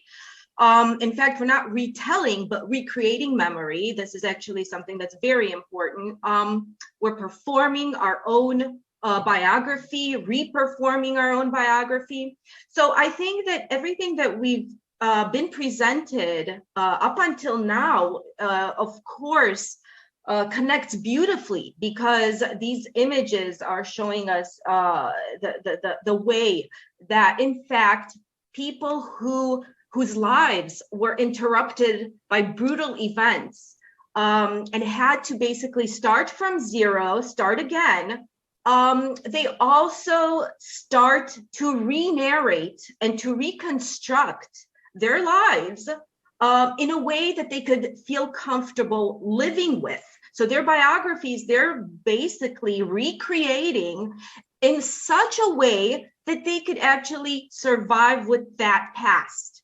Of course, Diana told us about Felicia and her attempts at literally living with her own past and the troubled past that she had. Hedda Stirn herself, she had a period when she came to the States and needed to basically get everything out. She created the Memories of Romania series. She got that point out of her system to some extent, and then she needed to move on. So she married Saul Steinberg. She connected with all of the expats and all of the modernist artists that were living in New York at that time. And she needed that new world, that new chapter in order to basically move forward. And not dwell on the past. So we know that she recreated her identity, and then she tried to eliminate that past from her own biography and to not discuss it too much. And we see it stylistically in her work. After she got rid of the need to express her relationship to her past through the Memory series, she adopted a different style that she felt represented the new world and her relationship to that new world.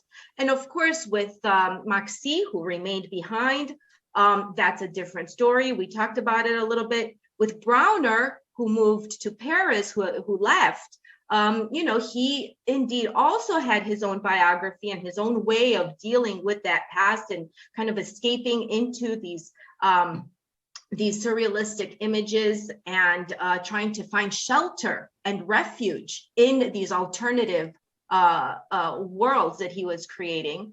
And then, of course, we have Marcel Iancu, who also felt that he needed to represent reality in a particular way because Israel was a new world. So let's not forget that Israel was a new world.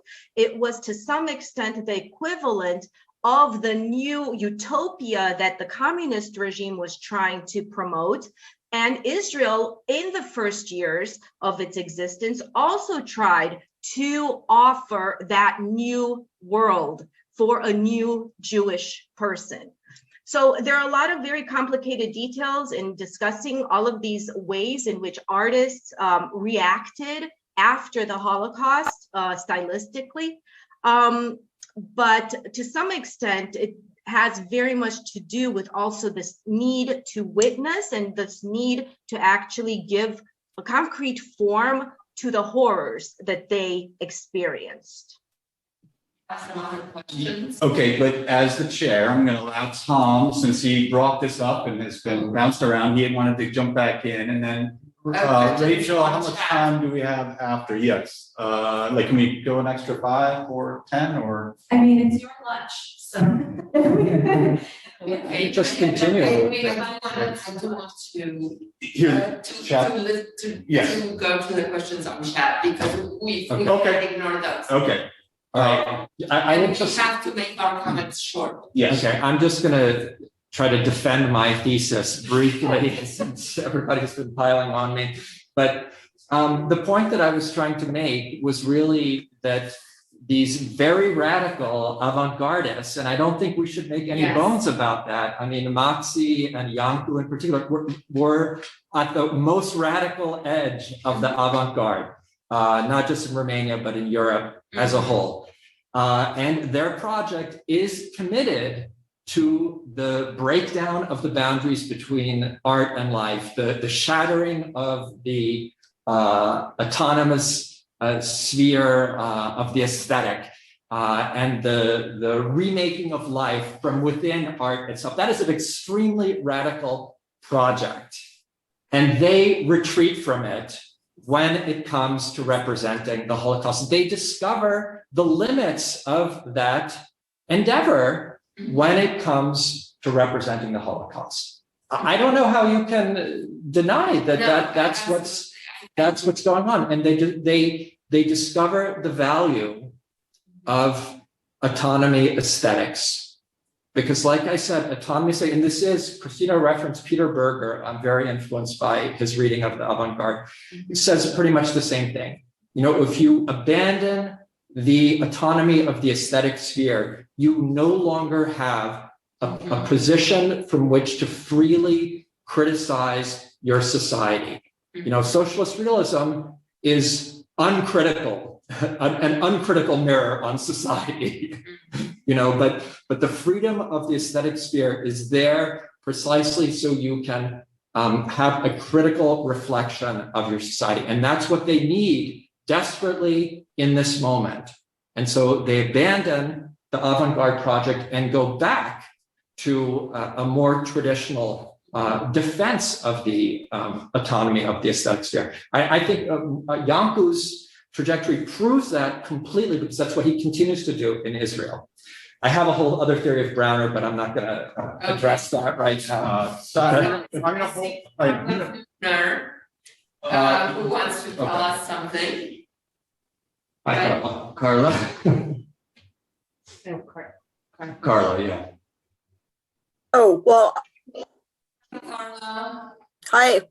Well, I think I pretty much said what I was going to in the chat, but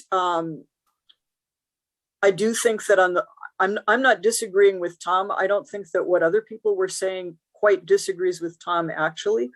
But I really think that Diana's point about the changes in who we are at a given moment are really pertinent for the visual art as well. That, you know, some of these artists, it can be influenced by changes in style more generally, but it can also be, you know, as Tom is suggesting, this feeling that, okay, what I've been doing doesn't quite suit what I need to say now. And also that, you know, they're moving on to other points in their lives, other other artistic ideas. And the other thing that I mentioned in the chat was that surrealism, especially post-war, but even before post-war, really moves toward the esoteric and the occult.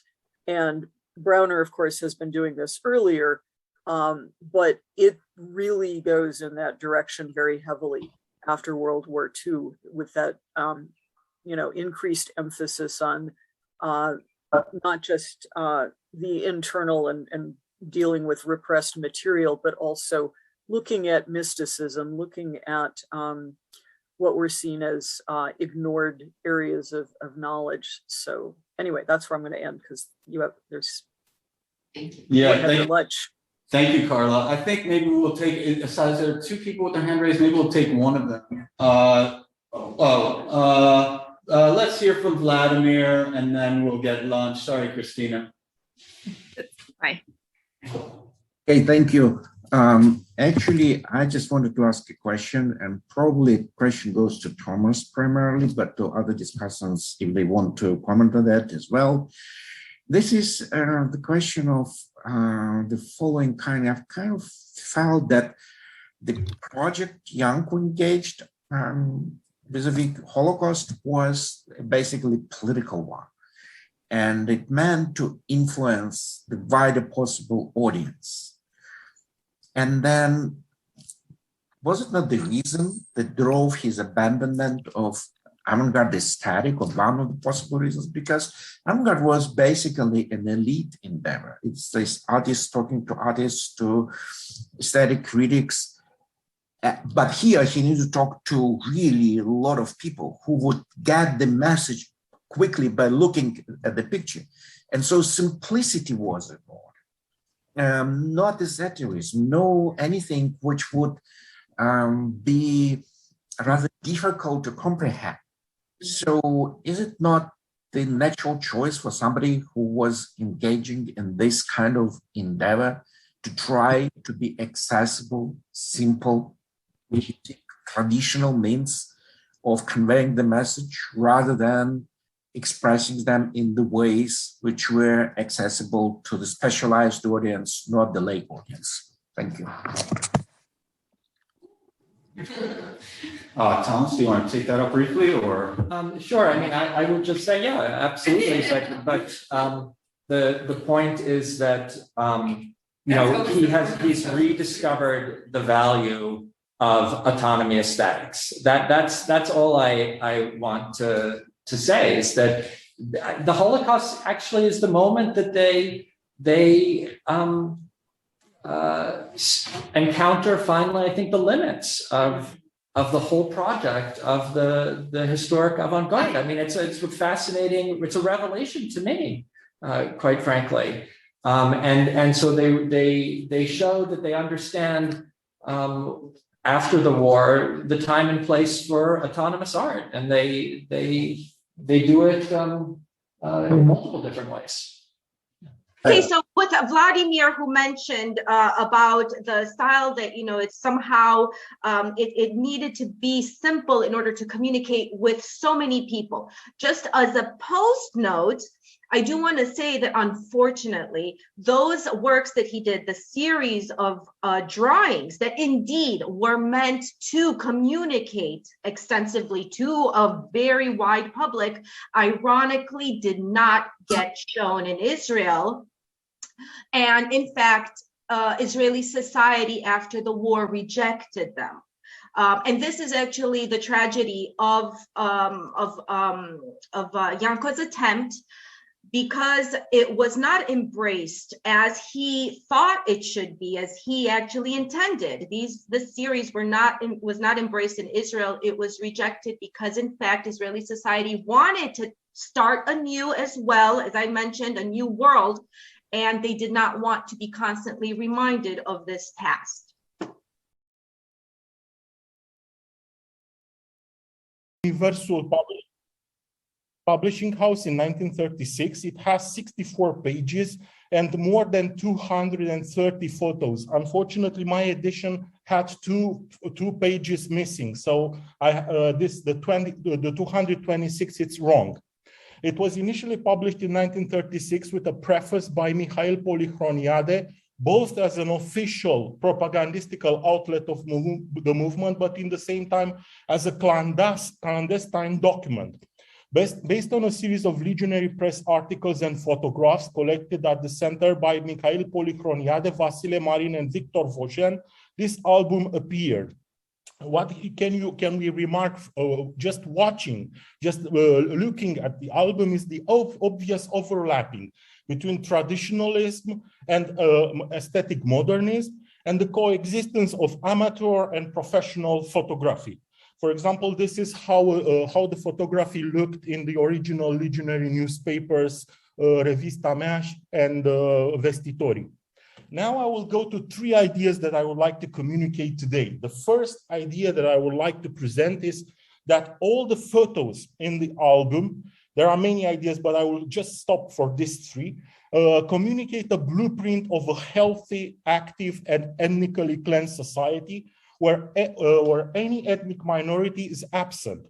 Even when these minorities are present, they are presented in a caricatural form, and and they are relegated to the animal fold. For example, as you see in the photo on the right, the boy sitting on a donkey. The donkey was named Lupeasca, and Lupeasca was famous for her. Was the mistress of King Carol II and was Jewish of origin. Or as you see here in the left, the small sheep that was named Yamandi was caressed and by all the legionaries in Carmen Silva camp, but in the same time was reduced to something that you could not be afraid, was something really nice, but you could not be afraid. The second idea comes from Claudia Lazzaro. I used her taxonomy, and there is another idea that all these pictures convey, and that is a symbiotic relationship between past and present that signify not the past, but the fascist incorporation of the past into the present. As you may know, some of you may know, Codreanu was usually represented as a continuation or even the embodiment of the medieval princes who built churches and monasteries. And you can see on the photo that beneath the Carmen Silva on your right, that they even ask themselves if these are the soldiers of Ștefan cel Mare, the Stephen the Great, which was, I would say, the prototype of Codreanu. And basically, Codreanu and the movement tried to continue this effort of the princes to build monasteries and churches.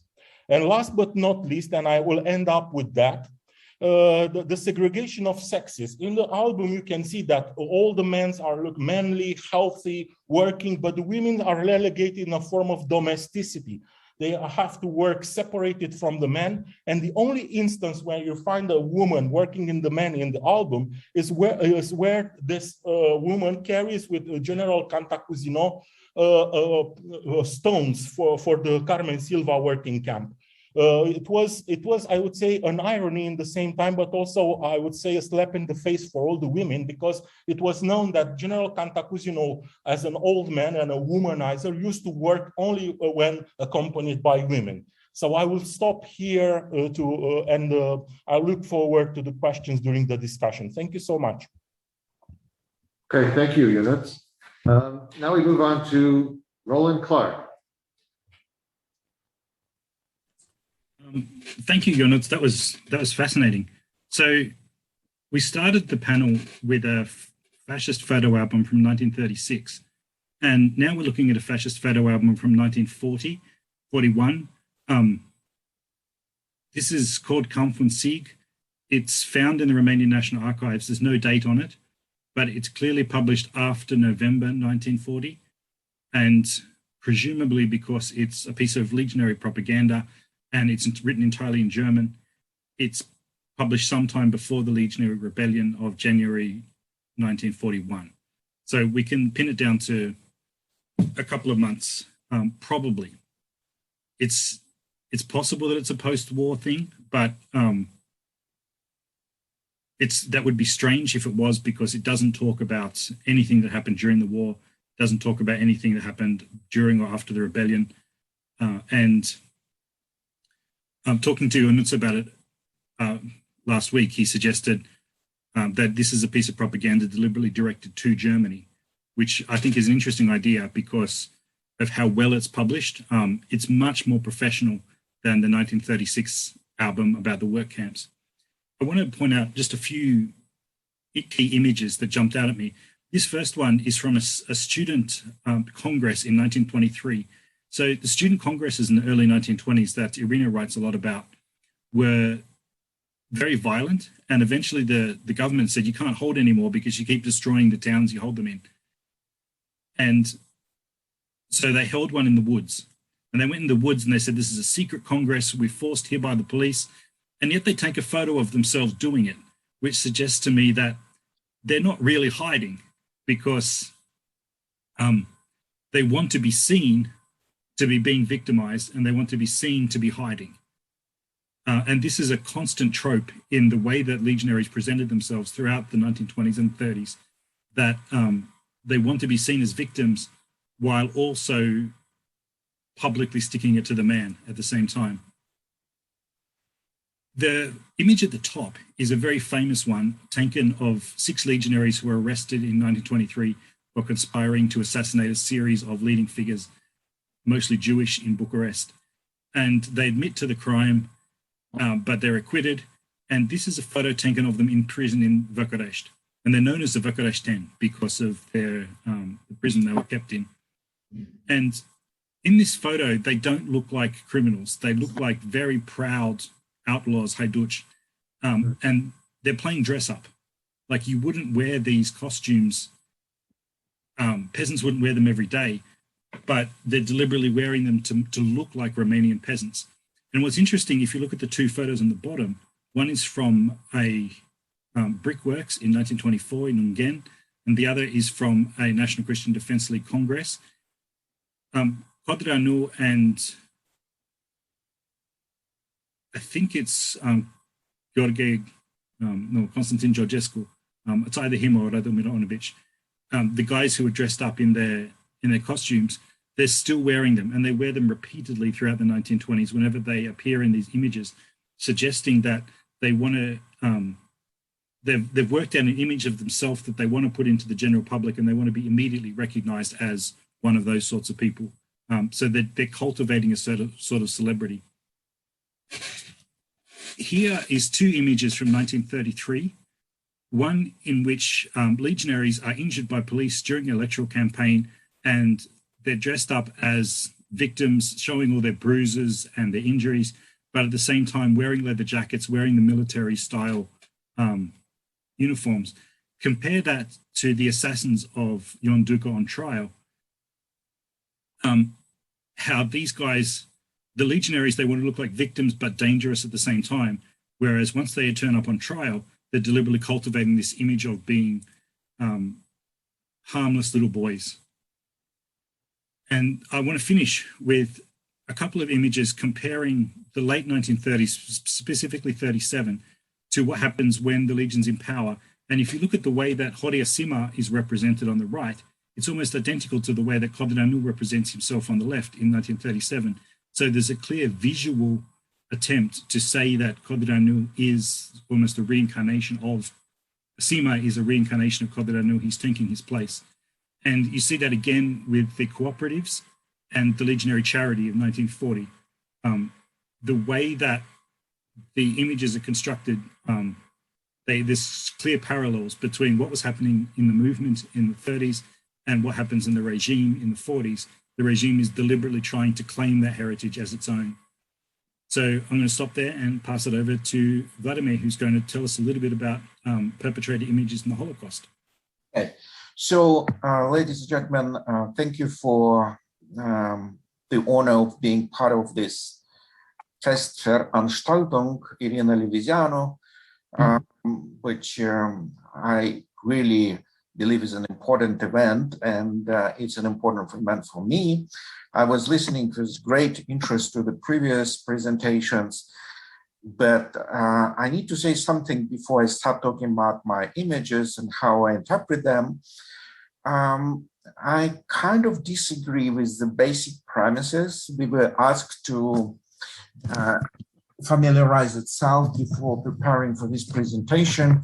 And the more I listened, the more I disagreed with particularly the article by Ulrich Böll, which I think is wrong for a couple of reasons. The first, I strongly disagree how he appropriates Democritus and Heraclitus' philosophies, which I think should not be appropriated in this crude manner to the interpretation of such a modern artifact as photograph. And if anything, they probably should be interpreted in the way which is just the opposite of how the author uses them. But what is especially appropriate for my presentation is my strong disagreement, and this is what I believe is a good start for my presentation, just the agreement with the statement that the point of view of the viewer is as important as the subject of the photograph. And I think this statement taken in general is plainly wrong. It could be used fruitfully, but in a very special kind of cases when probably the subjects were posing in front of the cameras, or I don't know what else. But other than that, we should take the viewer sometimes into consideration, but our attention still be on the subject. This is what is important for historian, for us, for our understanding of the past. In my PowerPoint presentation, I collected several kinds of images, and by their origin, by the position of the viewer, they could be divided in two basic categories. The one were the photographs which were taken by the official propagandists, whether they were Soviets, German, or Romanians, and they actually were depicting reality as the propagandists want them to appear. This particular picture, we see Soviet photograph of the parade of the Red Army in some of the villages in Bessarabia, probably on June 30th or July and the 1st, 1940. And the pictures themselves show a lot of signs written in Russian, kind of depicting Soviet propaganda, but we understand that the locals could not have these pictures. They were brought by the Red Army. And when we look at the people as they appear here, we see that they're gathered in this crowd, which is supposed to represent the joy. People are holding flowers, but when you look closer at the faces of the pictures in the crowd, we don't see much of a joy there. We see a lot of apprehension. And I think this kind of reading, close of reading of the photographs gives us much more than a kind of, I think, quite useless theorizing about the art of photography, as sometimes we hear. Okay, now let me move to the second category of pictures, which I think are much more, in fact, valuable for us, for the historians of the Holocaust and of Jewish life, the pictures which were taken by the German soldiers. Let me explain a little bit of context of it. See, we now know that the German soldiers were practically probably the only soldiers who, during World War II, had a lot of cameras with themselves. Because Germans developed in the 30s this wonderful piece of cameras, right, which were called Leikas. And they were relatively expensive, and German soldiers were encouraged to take pictures. Russian soldiers were prohibited from taking pictures, but German soldiers were encouraged to take them. And they were the only one, at least in the Eastern Front, who had such equipment with them. So they were taking pictures, and some of the pictures they took, like this one, is the picture from the pogrom in Yash, this horrible event. They really capture the reality of the moment, which otherwise is inaccessible, because even the survivors who would talk about what happened to them would have to process it, to reconstruct their memory. No memory is not perfect. But here we have the picture, which captures this, takes us so much of how this horrible event developed. I think we can talk a lot about it. You see the pictures, we have shown some of them. And we learn so much which otherwise is inaccessible to us. Look at this picture. It's how Jews are conveyed to this Kistura Police in Yash. We know this from many reconstructions of the Yash program, but what we gathered here is not simply that Jews were convoyed here, but we also can read some of the emotions on the faces of these victims, but also what we see here as the onlookers, and the onlookers are probably not less horrifying than those who convey, right? Because they look at this in a casual way. There is no much desire in them to help them or anything. We don't know their real feelings, but we don't have the feelings, the idea that they really have any sympathy in themselves. And this is also something that we get in the next picture I want to show. Actually, let me see this one. This is the picture of the passers-by shortly after the probably the second day. And they see the dead bodies on the streets and people casually walking along them. People are well dressed. They kind of look like bourgeois. This is one of the main streets in Yash. And this is really something that captures the reality of the anti-Jewish violence at the time better than a lot of documents at the time and later reconstructions. Here we see this picture, and the next one is the crowd, people brought in the Kistura Police, and they evade their fate there. They don't know what happens to them. You know also from the reconstruction that people were shot, this crowd was shot at from the machine guns. And look, here we see a picture where the crowd is smashed with the dead bodies. You see not only the proof that that actually happened, but get also some of the idea of how chaotic and destructive and absolutely horrendous this event was, better than anything else. Look at the background here. This is the policeman standing in front of the door of the Kistura Police and observing this crowd.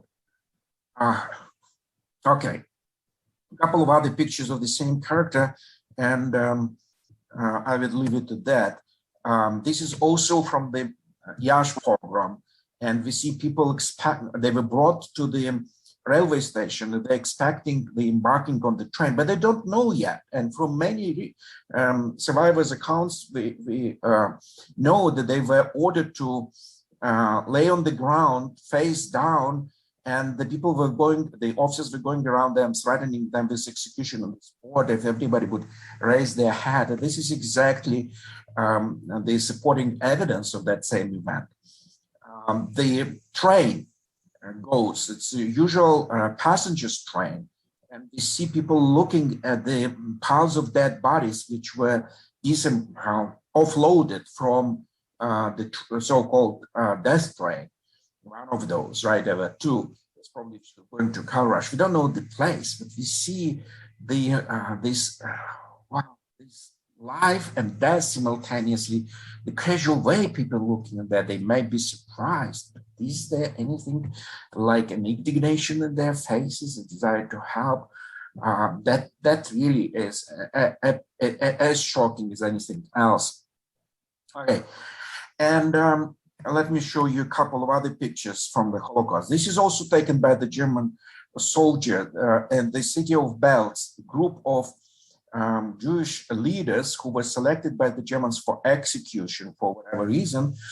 Right, and they were expecting the execution. And we see there both the defiance and expectation in Germans looking, this executioners looking at the picture with this gaze of betraying domination and maybe some sadistic pleasure in them. At least this is how I read it. Okay. People are being driven in Kishinev ghetto. This is one of the most horrible pictures, right? It's August, actually July 1941. People are driven in the Jews in the Kishinev ghetto. And these are Jewish women from details, which were supposed to be brought to work. And see how they're looking at this, or some surprise, how did they expect much bad was happening to them, maybe not aware of what were awaiting them. But the moment itself is absolutely like unique. The next picture, it's the men's detail. These are males who were selected for the job duty. You know that on one occasion, these people were told to be they were brought to work, but in fact they were machine gunned. Was it that happened to these people or to another one? We don't know. But this picture shows a lot of emotions in the faces of these guys. We need to understand that pictures taken just casually was a novelty at the time. It's a new experience from so many points of view. And gosh, how many emotions we see. We see angst, we see surprise, we see some curiosity. I don't know. That's something that's otherwise absolutely inaccessible from my point of view. And here, people driven, okay. Let me just step in so we can move on to the questions and answers, if that's okay. I know. This is the last picture I want to show. Look, this picture comes from the book published by the Romanian governorate in Bessarabia, and it's called Bessarabia Desrabida. But this picture shows the images of race enemies. Romanians were supposedly fighting them. And we see how humanized they're supposed to be. This is Romanian propaganda. Thank you. Yeah, Tom. I didn't understand the last image that Vladimir was showing. Could he explain that a little bit more? Sure. I'll take responsibility for cutting that off. So Vladimir, go ahead after all. Do you mean the last picture? Yes. Yes. Okay. Let me read how this. The caption to this. It's a selection which is published by the Romanian authorities. It's characteristics figures from the Bolshevik paradise. So these kind of subhumans, supposedly, right, populated the Soviet Union from this point of view, right? And this is the kind of subhumans against Romanians were fighting shoulder to shoulder with the Germans. And we see one of these is Jewish man. This is the Kalmyk, right? Obviously stands for Asiatics in general, right? One of the tropes of Nazi propaganda. Soviet peoples were just a collection of different subhuman races. This is the Slav, right? And the next to him is a Roma guy, gypsy, right? Tsigan, right? And all of them are taken in a way which would dehumanize them and supposedly showing some kind of degeneracy in those pictures. And that is one of the horrifying pictures of the Romanian propaganda, because obviously presented not the particular regime, a country, government that they were fighting against, not even an ideology, but actually it's a racial war that they were fighting. And the message is very strong from one point of view. So obviously we get what they wanted to say, and when we get it, we just feel even more how horrendous the worldview of the people who were at the helm of Romanian state waging this war was. So I have another question, Vladimir. Hi, how are you? I love your work. So I wanted to say, though, you had suggested that the notion that there's a problem of thinking about the intent of the viewer when analyzing the photos or images, right?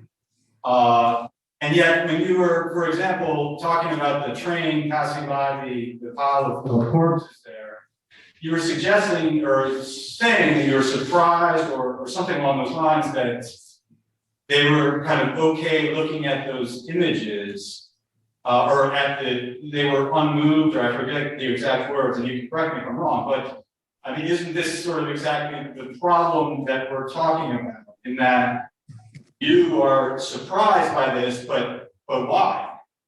I mean, what is unusual about that, other than the fact that it's quite unusual to us, or extreme, or however we want to think about it? To me, it seems we're inserting our own, views of what would be totally extreme for us, but perhaps for them it wasn't. Again, I don't know, I don't have the answer, but it sort of circles back to the problem of us coming as scholars, looking at these images with our own baggage, if you will, and how that might get us to discuss them or interpret them in a particular way. Well, I need to say that I understood this statement a little different. I thought that Byrne meant not actually the viewer in the picture, but actually the photographer. The big point of view of the photographer, how he and why he or she took a particular photograph. And the point that I tried to make is that when German soldiers were taking those photographs, we don't know actually why they were taking them. Did they derive some sadistic pleasure for that?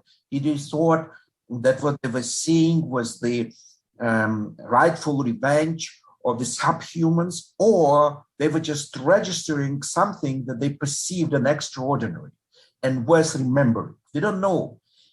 But ultimately, their perspective doesn't matter in these pictures. What matters is the particular moment in time that they captured against maybe the will of the victims and maybe against their own attention if they really derive pleasure from this. But this is a document in itself which should be read for its own heuristic value. That is my position. And it's kind of a traditional way of looking at historical sources, asking what they tell us about the past. They think it's still the only correct way of interpreting it. There is no other way to access the past, but to try to reconstruct it in our imagination on the basis of available sources. And the photographs which we can access now are one of those sources which allows us to better comprehend a reality, in particular when we look at the pictures of the Holocaust of the sufferers, of the victims, the sufferers, even despite their will, we can read so much, we can understand so much, which otherwise is inaccessible. That's why I value those pictures. And I think that over-theorizing this problem and asking why did the Germans took these pictures is basically useless. It doesn't tell us much, and we should not worry about these things. Roland, you presented an album in German, and I recently discovered the same album but in Italian. It was declassified this year by the Foreign Information Service in Romania. I don't know why this late. I discovered that this copy belonged to Ion Antonescu, and I suppose they made the same album in German and Italian for propaganda purposes to be delivered to the fascist colleagues in the autumn of 1940 during the manifestations in Bucharest, when they invited the representatives of the Nazi regime and of the fascists. The album it is indeed very important because it provides shows unpublished photos and it is useful also for a chronology of the photography of the legionary movement. In the autumn of 1940, and this is my last point, the legionary government published an announcement claiming the monopoly of the selling of the photos representing the history of the legionary movement. So they wanted to monopolize the selling and also to raise money from this important source. Thank you. That's fascinating. It reinforces the notion this is a propaganda album. Ionuț mentioned having seen one in Vienna that had Nikifor Kreinik's name in it. and he's Minister of Propaganda at the time. But one thing that just struck me, in both albums, there's frequent photos of legionaries meeting Italian diplomats in the 1930s, and then legionaries meeting German diplomats in 1940, which makes a lot more sense once you can confirm that it really is about making propaganda to your partners inside the Axis. Oh, thank you. My question is to Roland. Roland, when you were showing your pictures, Roland, right? If you can go to the first one, which appears there, in the woods, the Congress in the woods. I would like to draw the attention, ask you whether you agree with me or not, that this impression. Look, he is in the center, Cadriano, right? Is it Cadriano? Cadriano, and they are looking like inclining towards him. Yes. This is the Last Supper. Right. This is the appropriation of the very well-known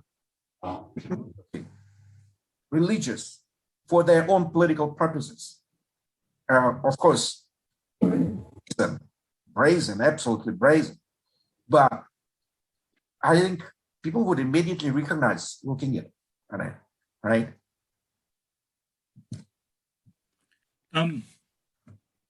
Yeah, now that you mention it, I would say yes. Yeah, if you look at the Last Supper of, say, Leonardo. Before you mentioned it, I hadn't noticed, and I'm normally pretty good at noticing religious imagery in photos. To a certain extent, it's possible that it's just the easiest way to take a photo of a large number of people. Look, but the center sitting like stately, and they're inclining towards him. But the guys on the right of my screen who are leaning down, and especially the guy with the moustache holding his hand up, that really looks like Judas in the in the Last Supper. I wonder, in the morning sessions, we were looking at Jews and victims to some extent, or people, Romanian Jews who fled from the impending Holocaust from Romania and going to Palestine or France or the south of France or New York. And now in the afternoon with this wonderful roundtable, we're looking at, we're in the middle of those people who are perpetrating these crimes, and photographs of them and their viewpoint, in that propaganda picture of the races in Russia and Soviet Union that we are fighting against. And so I wonder if we can try to think broadly about these two sets of images, and is there a way to contrast them? I'm not sure if my question is very coherent, but perhaps you can make more sense of it than I can. Well, I would like to say only one thing.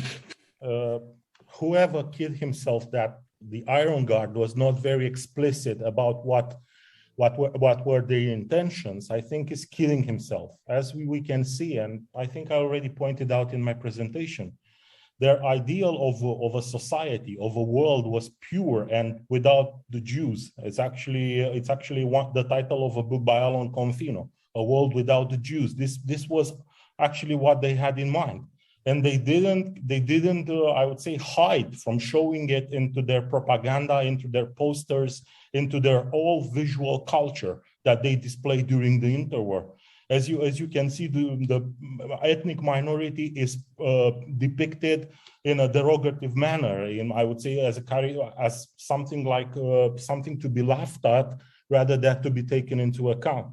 And there is another dimension which is very important, I think, in the visual culture of fascism. And this is the issue of staging, of representation. What we have here, especially in my album, but also in Roland's, these photos were not the product of experience per se, but rather they were staged. And we can see that from the way in people standing. For example, in the case of the photo that Professor Solonari mentioned as the Last Supper, it was actually staged by the photograph, because if you can look at the graduation ceremony photographs of faculties, different university departments, and also high schools, this was the manner in which the photographs staged the students. This is the manner in which all the students were displayed in the photo. So basically, what I'm trying to say is that on the one hand, the Legion was pretty much sure what was their intentions, but in the same time, they even staged this as a performance in the visual culture. They even wanted to show to those, I would say, ready and willingly to read into this visual code what they were really willing to do. So basically what we have here, it's in both cases, mine and Roland, in the case of Professor Solonari, it becomes manifest. It's a form of show of strength, is a show of national power, is a show of racialist, I would say, photography. It's a form of anti-Semitism and Holocaust avant la lettre, before 1940.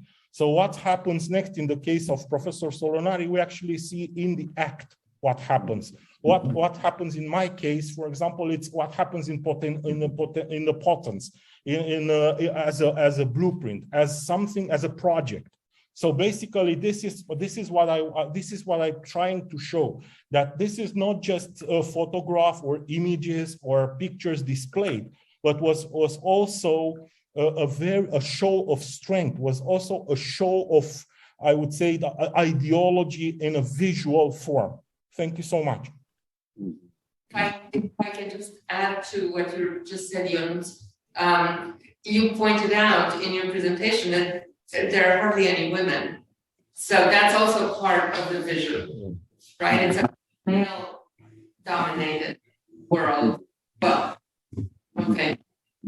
The problem with the women is they are either presented in this kind of domesticated narrative, walking around the house, knitting, stuff like that, but also as sexual objects. For example, if you look at the photo that I displayed, that Anastasia Popescu, she was a theology graduate and the first woman, I think, Roland, you can contradict me, that became a legionary commander. The highest rank after Nicoleta Nicolescu, the head of the fortresses, the Cetățui, she was the first woman to achieve the rank of the full rank of a legionary commander, and she was basically reduced from a theology graduate, a very intellectual and brilliant person. She was reduced to a sexual object for an old guy who was known in the Legion by everybody as a party man and as a womanizer, in order to get him to work. This is very interesting, and it appears throughout the legionary memoirs from that period. Also from former children of the Legion. By the way, this is another very interesting narrative. The fact that the working camp, and this is displayed in the album, the fact that the working camp was not just a school or ideological school, was not just something in which you build something, but was also a school of indoctrination for the next generation. They were preparing the next generation of fascists. And in the case of the women, I would say that in the album, there are these two contrasting narratives, that of domestication and that of sexual objectification of women. So this, I would say, this is the macho position of the Romanian fascists towards the women. Women become more important in the Legion after 1940. This is, again, very interesting, but this is the subject of another topic. Thank you. May I add a couple of words, since the question was kind of, I completely agree with what Ernut said. I completely agree with all of this. And I also am very grateful to Irina, because this is the question which pushes me to think more along these directions. May just add that basically I meant exactly this. Maybe I should have made it clearer in my presentation, but let me draw attention to the picture that I didn't show. And this is exactly the picture that illustrates the perspective of the perpetrators. Look, this is the picture. This is the picture of Antonescu and Bessarabia in Chisinau, in fact, right? And we see him standing in front. We see his cane. Right next to him, German minister, this ambassador, Karl Claudius. Behind them, Mihai Antonescu, and there's the guard saluting their presence, right? And other unidentified Romanian officers. And this is a typical picture presenting power and domination. Antonescu is in front, the rest are on the respective distance behind them. The soldiers are showing their honor, right? Honoring them, right? And this is a place that they just conquered, the triumph, the power, the hierarchy, the domination. And this is a space which is cleansed from the victims of the Holocaust. And contrasting those pictures, understanding their meaning is really very uncomfortable. It really brings you into the situation where you grasp both the horror of what they were doing and the heroic nature of their understanding of themselves against the background of all those tragedies developing around them. So again, this one we can use pictures for the reconstruction of the past and really kind of filling it if you want. Okay. If you allow me to say just one thing, Professor Solonari, sorry to intervene such abruptly. There is a very, very interesting article wrote by Helmut Prenn about the Nazi leaders and about their photos, especially about the photos of Hitler. And I would say that this article contributes to your photo very well, because it also gives you another dimension to this photo that you displayed. And that dimension that I think it's fundamental to describing the whole context and the whole entanglement between Holocaust, Romanian administration, Romanians occupying Chisinau, is the fact that in this photo, which is, by the way, I don't think it's staged, is the dimension that all the fascist leaders wanted to look respectable. They wanted to look like gentlemen. They wanted to look as men of state. Exactly. They wanted to, and this idea of respectability, of, I would say, quite bourgeois, which is quite contradicts the whole idea of fascism or revolution or whatever. It also brings forward, I would say, the negation of the Holocaust per se, the fact that they are denying what was happening around them. Or just hinting without explaining what really happened. Yeah, they never said we killed Jews in the official documents. Said Jews disappeared. They were not there. In fact, they killed them. They deported the rest. These pictures kind of illustrate this vision of clean space dominated by us. So we are. Oh yes, please. What was being said as well was interesting. I was thinking about the transformation between the sort of both there.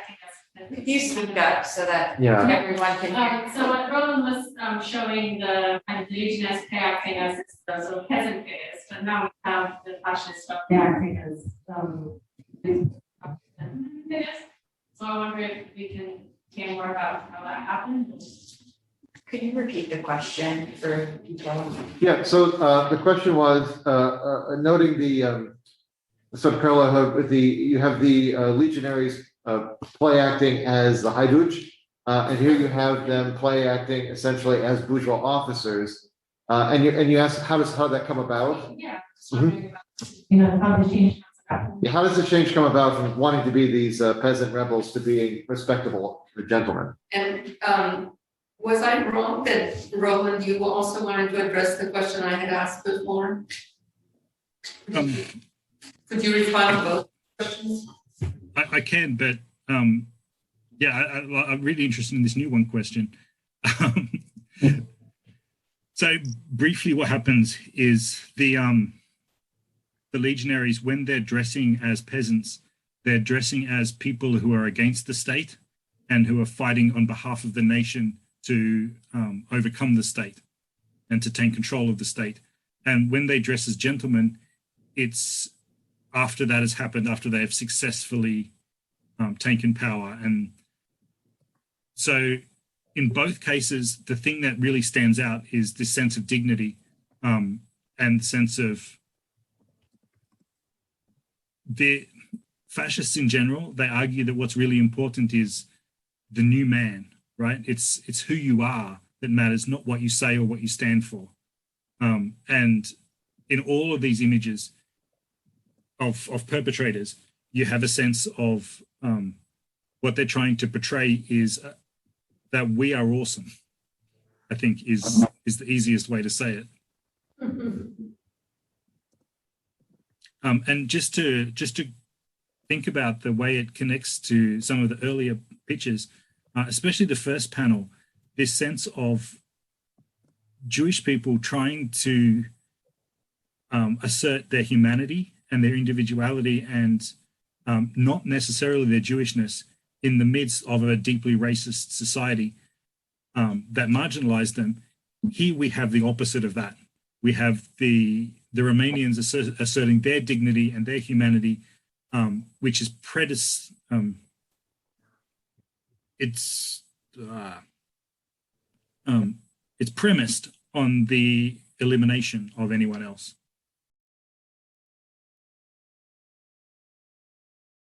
So I was troubled by this name because I have never heard of Emanuel Safir, and I started to collect information about him, and I realized that he has an interesting story, and his story reveals a lot about the photos of atrocities in Romania. And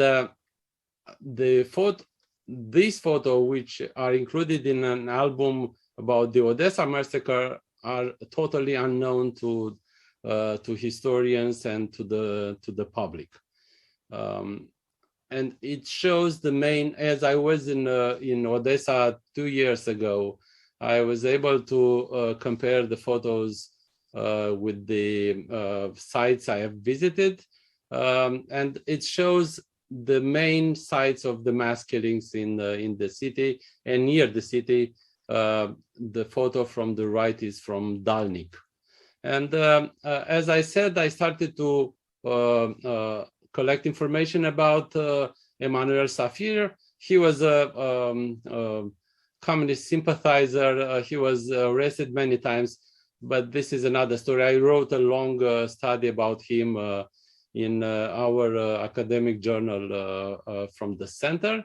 But what is interesting for our story today is that he, after the Second World War, started to work for the People's Tribunal, and he was the one to introduce the photo evidence in the indictments of war criminals, of perpetrators of the Holocaust. So only the cases where he worked for photos are included in the indictments, and we can see files like that in the archives of the National Council for the Study of the Securitate. And I realized that he also coordinated the photographing and the filming of Antonescu's trial and his execution. Some of the photos are well known, but we didn't know the story behind them. What is more interesting is that in the 40s and the 50s, police made the home searches and they discovered more than 450 photos at the Safir house. He stole the photos from the from Romanian institutions because he was afraid that those pieces of evidence from collected by different persons during the Holocaust will be lost or destroyed. And indeed, we have cases where former perpetrators were kept in power positions after 1945, and they destroyed the documents in the transitional period.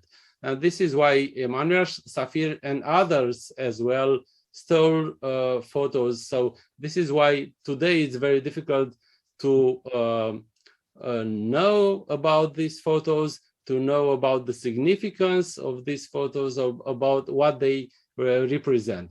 And the fact the situation was became worse because of the fact that the communist authorities extracted original documents and photos from the original archives. And in order to create documentation for penal investigation or persecution of political persecution.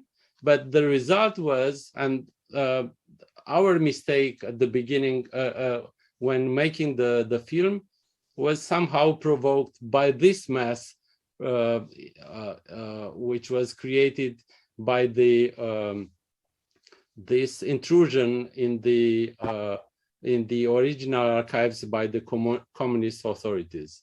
And also by the fact that the communist discourse distorted the significance of the photos, like in this album, where as well photos from other scenes of mass killings were included and designated as being from Odessa.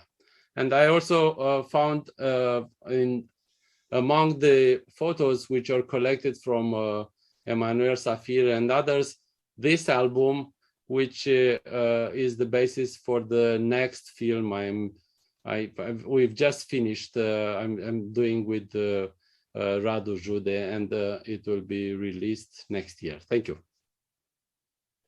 Thank you so much. And now we'll hear from Andrew Barrett from the Missouri University of Science and Technology. Hi, thank you. Just briefly before I get my commentary, I want to acknowledge the fact that this is Irina's graduation celebration, and I just want to thank her for all that she's done for me over the years, and relate the story that my first encounter with Irina was reading her book at the Student Union in the University of Chicago, as was assigned to me. And I remember reflecting on the irony of the fact that I was reading about the violence of college activists in the midst of this this campus setting. And somehow that stuck with me enough anyway, that when it came time to apply, I remembered your book and applied to the University of Pittsburgh but I almost didn't. And I'm very glad that I did, so thank you.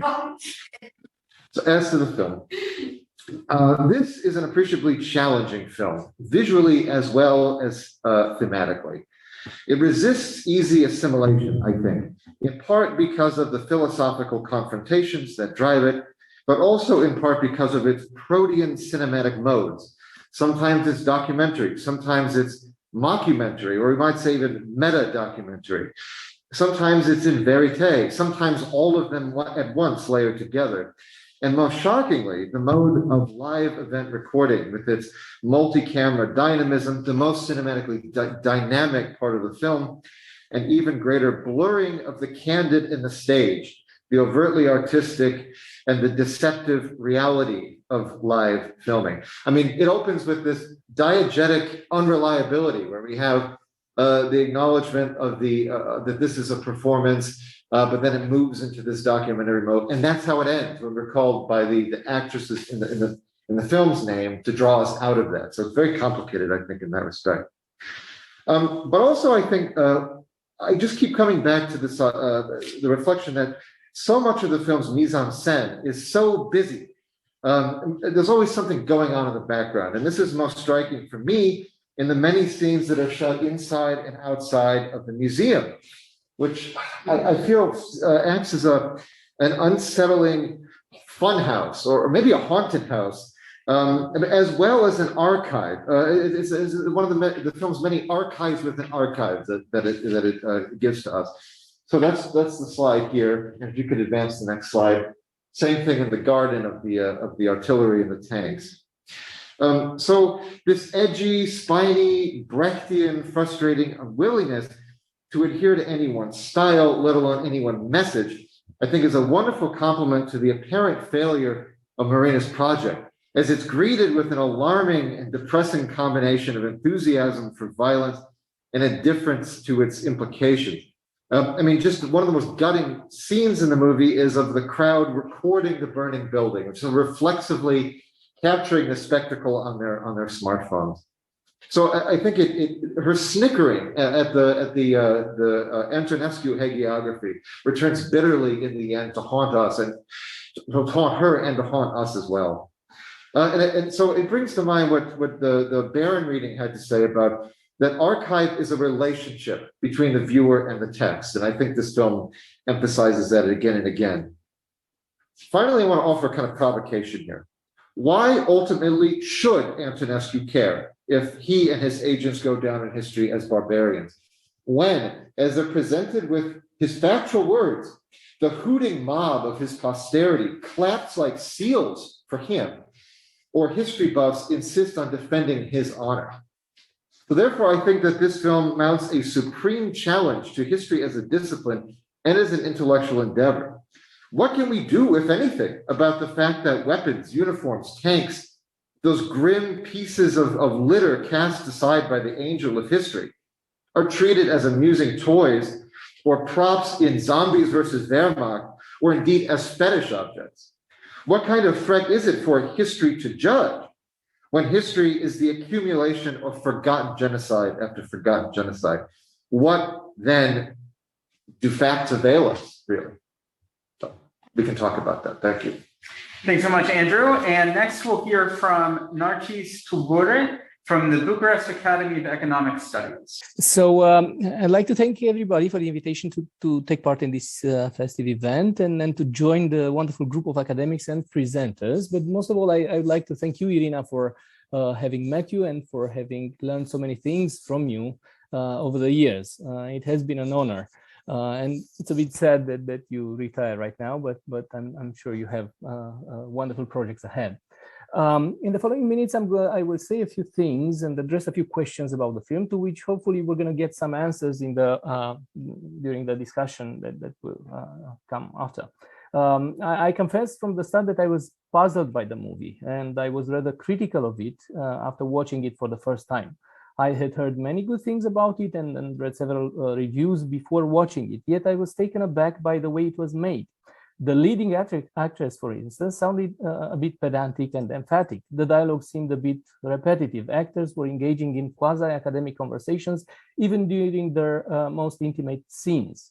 Some actors seemed unprofessional and rather blunt.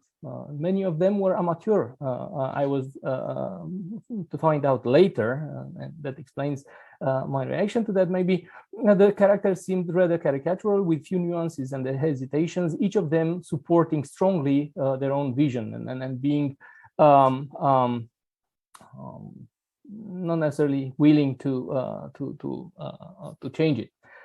In my view, Radu Jude's movie was not only about the staging of a play about the massacre of the Jewish population in Odessa in 1941, but had itself a rather theatrical aspect. There is an emphasis on dialogue and language. The story seems to be driven by the dialogue rather than the reverse being true. There is a carefully chosen decorum in each scene. Mostly, there is mostly static scenes in the movie, although there is a dynamic within the movie itself, and so on. So the film, in my opinion, borrows from the registers of political theater, which is quite developed in contemporary Romania, and this begs the question, in a sense, is this to be treated as a political film, as a political movie, or not? The director himself rejects this classification in an interview, mentioning, however, that any movie and any form of art, for that matter, is inherently political. You cannot escape that. Reviewers, on the other hand, such as Radu Todoric, classify it as a political film, as they call it, social problem film, and that is, I quote, a kind of movie that approaches a political or social issue and comes up with a story, with a plot for it. I will. Okay. So we have to decide, in a sense, is this a political film or not, and then what are the criteria according to which to evaluate this film in case it is. Is it the clarity of exposition? Is it the force of the dialogues? It is the use of historical and archival evidence. Is it the persuasiveness of the movie, the pedagogical dimension, or its performative functions in framing and stirring a debate? Something that. Sorry. Okay, so we really didn't here in Pittsburgh. We didn't hear anything. So if you can kind of start from the beginning and sum up for us, we'll give you an extra 5 minutes. Okay, so I have to confirm that I heard everything I said before, so I can just skip it. Okay, so what I was saying is, first of all, thank you to everybody for being able to join you and such a nice crowd of academics and speakers. And first of all, thank you, Irina, for what I've learned from you over the years. It's been an honor. And what I was further saying was that I was puzzled by this movie. Can you still hear me? Yes. Yeah, okay. So I was puzzled by the movie, and I was quite critical of it in the beginning. And although I have read many excellent reviews and heard very good things about the movie, I was a bit taken aback by the, pedantic and emphatic forms of acting from the leading actress, by the fact that the dialogue seemed to be a bit academic and that happened even in the most intimate scenes in the movie. By the amateurish style of many of the actors. I was later to find out that many of the actors were indeed not professional actors, but actually people from an association doing historical reenactments and so on. And I was puzzled by that, and I was struggling to understand how to evaluate the movie. And one way into this problem was, or question, was how to classify the movie. Is it a political movie, or is it just a regular movie? Radu Jude, in one of his interviews, says, no, it isn't a political movie. I wouldn't classify it as such, although any movie, any form of art is inherently political in a sense. Other reviewers actually classify it as being political or as a social problem movie. And I quote, they define it as a kind of movie that approaches a political or social issue and comes up with a story, with a plot for it. So in a sense, maybe if this is to be classified as a political sort of film, maybe the criteria to evaluate it and the way to assess its value would be distinct from those of a regular movie. Maybe we should look at the clarity of the exposition, at the force of the dialogue itself, at the use of historical and archival evidence, at its persuasiveness, at its pedagogical dimensions, at its performative functions in framing and stirring a debate about history.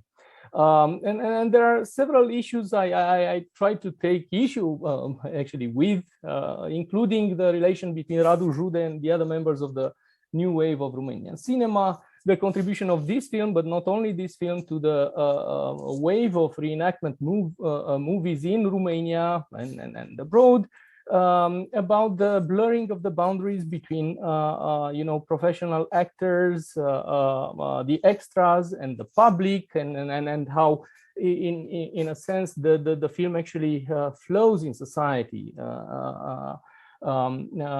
leaks semiotically and spatially and so on, about the settings where the movie was filmed and the relation between the built environment, the city itself, and the places of memory where the movie was filmed in, and so on. So there are many interesting issues to discuss about Radu Jude's film. I think language is in my view, the key dimension of this film. And I think this is also reinforced by some of the interviews that he gave to the press. And as he explains, he has been influenced by what he considers to be a sort of a constructivist philosophy. He often quotes Wittgenstein's conceptions of language. Jude believes that reality does not exist without an observer or in the absence of its representations. In an interview, he says, and I quote, "Something that interests me very much, and I wanted it to feature in the film, is our dependence on language and the way our world is created by language. Thinking operates through language. I think people transmit their ideas and everything they have to transmit through language. I think that without language, we would not be able to communicate, and nothing we consider to be human would exist." Furthermore, he says, "This is why I put a very strong emphasis on the spoken language in the film, on the ways in which the representation of the world is built with words, it is transmitted by them, becoming mentality and ideology. I was interested in the way such mentalities are subsequently transmitted from one person to another, and in what ways these words, the sounds we address to each other, ultimately turn into action. This is where drama comes in," he says. "We consider Jews not to be human. There are just a few sounds, a few words that create an idea in our minds, and then suddenly there are gas chambers and extermination camps. This is why language seemed so important to me, not so much in itself, but for the ways once they are enunciated through language and becoming ideas, ideologies, mentalities, they turn into action, into socio-political realities." And I end quote. So something to think about, starting from Radu Jude's words, would be what is the relation between language and cinematic forms of expression? Do they enhance each other, or do they contradict each other at times? Are they each other's frame or each other's comment? What types of reflexive, affective, and political stances does each of the two forms of representation, language and cinematic expression, make possible? But also, given all the issues that I mentioned above, I guess the overarching question should be about the relation between film and historical knowledge. What type of knowledge does film engender? What types of questions beyond the scientific historical knowledge that it is based on? And there was a lot of archival historical research going into the preparation of this movie. So what types of questions does such a movie raise? Do reenactment or reconstruction films serve only a pedagogical role, or do they facilitate the emergence of new ideas, new forms of affect, and societal debates? Are they performative rather than simply conveying already existing forms of knowledge? Do they facilitate the emergence of truth and new forms of political subjectivity articulated around it? Is historical meaning more easily conveyed by film, or are cinematic projects equipped to address trauma, repressed memories, or social cleavages? So I'm going to stop here and leave you with more questions than answers. And in a way, this is where the value of the film rests, I think, in raising questions, in making one uncomfortable with one's prejudices, in feeding collective senses of guilt, in making possible ways to dealing with historical trauma, in stirring the social debate, making the chains of signification flow into all sorts of new directions. Thank you for your attention, and I'm looking forward to the discussions. Thank you so much, Narcis. So sorry for the technical difficulties. I thank you for the audience too on Zoom. We have lots to think about, and I have plenty of questions, but I will be gracious enough to let others ask first.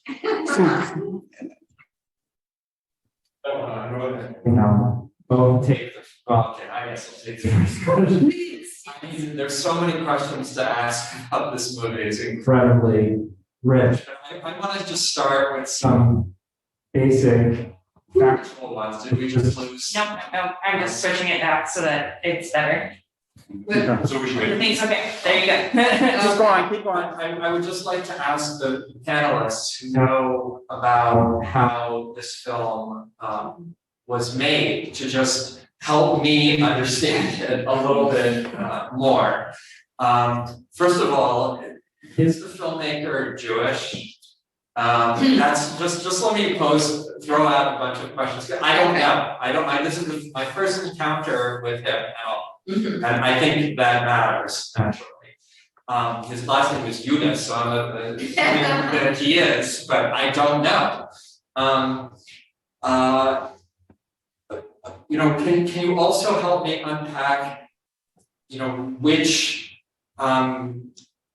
figures in the movie are actors and which ones are not actors, because that wasn't always evident to me. I have a kind of an idea in my mind who the professional actors were and who the non-actors were, the reenactment people, and who maybe just the crowd was. But I'm not 100% sure of any of those categories either. I also want to know if there are maybe figures from Romanian culture who are actually represented. I mean, the person, I forget his name from the film, but he appears to be an official from the Ministry of Culture or something like that. Is that an actual figure that would be known in Romania? Or is it just a made-up character? Likewise, the deputy mayor. At first I thought that she was actually playing herself. I wasn't sure. I'm still not sure, for example, if she was an actor or not.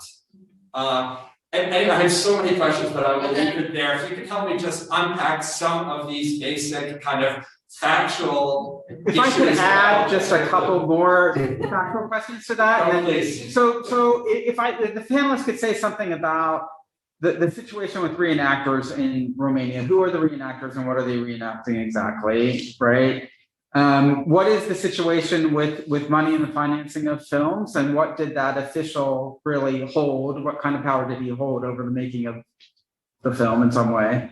And if you could address the archival footage and tell us what you know about that archival footage that is being used, how it's being used, and what you think of that. I'd appreciate it. Okay. I'd also love to know about the museum. Yes. What was the museum? Is it a real museum? What exactly does it collect and portray? And all of these things. Is there any other kind of factual question? So I think that's a lot of questions. Okay. And I could say, I think probably Adrian Cioflanca is in a position to answer most of these, but I can tell you the first question that Tom, you asked about is Rachel Jude Jewish. I heard him talk about that at the Filterman Center, where he was invited to show a preview of the film by Adrian, and he said, Romanians, ethnic Romanians, are always asking him, why are you making these movies, these anti-Romanian movies? Mm-hmm. And he said, joking, he says to them with some humor, well, my name is Yuda, but he is not Jewish, as far as I understood. So this is what I know about that, but I wonder if Adrian or Narcis might know more about it, and all the other. So why don't we just give each of the panelists a couple minutes to respond. So Adrian. Jude in Old Romanian means judge, not Jewish. So this is tricky. Most of the actors in the movie were professional. So the formal style of acting was a decision of the director, Brechtian option, but it was his decision. About the archives,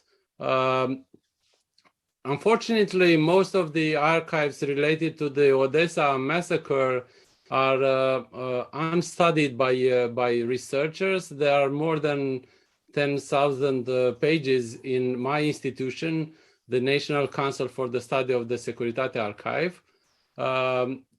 The files I've studied, they were not researched in advance, and it is difficult because of the intrusion in the archive I mentioned in my presentation. You have to put together pieces from different puzzles from different archives in Romania. For example, to compile a complete list of the orders issued by Ion Antonescu to kill the Jews in Odessa, you have to put together documents from the military archives, the CNSAS and the national archives.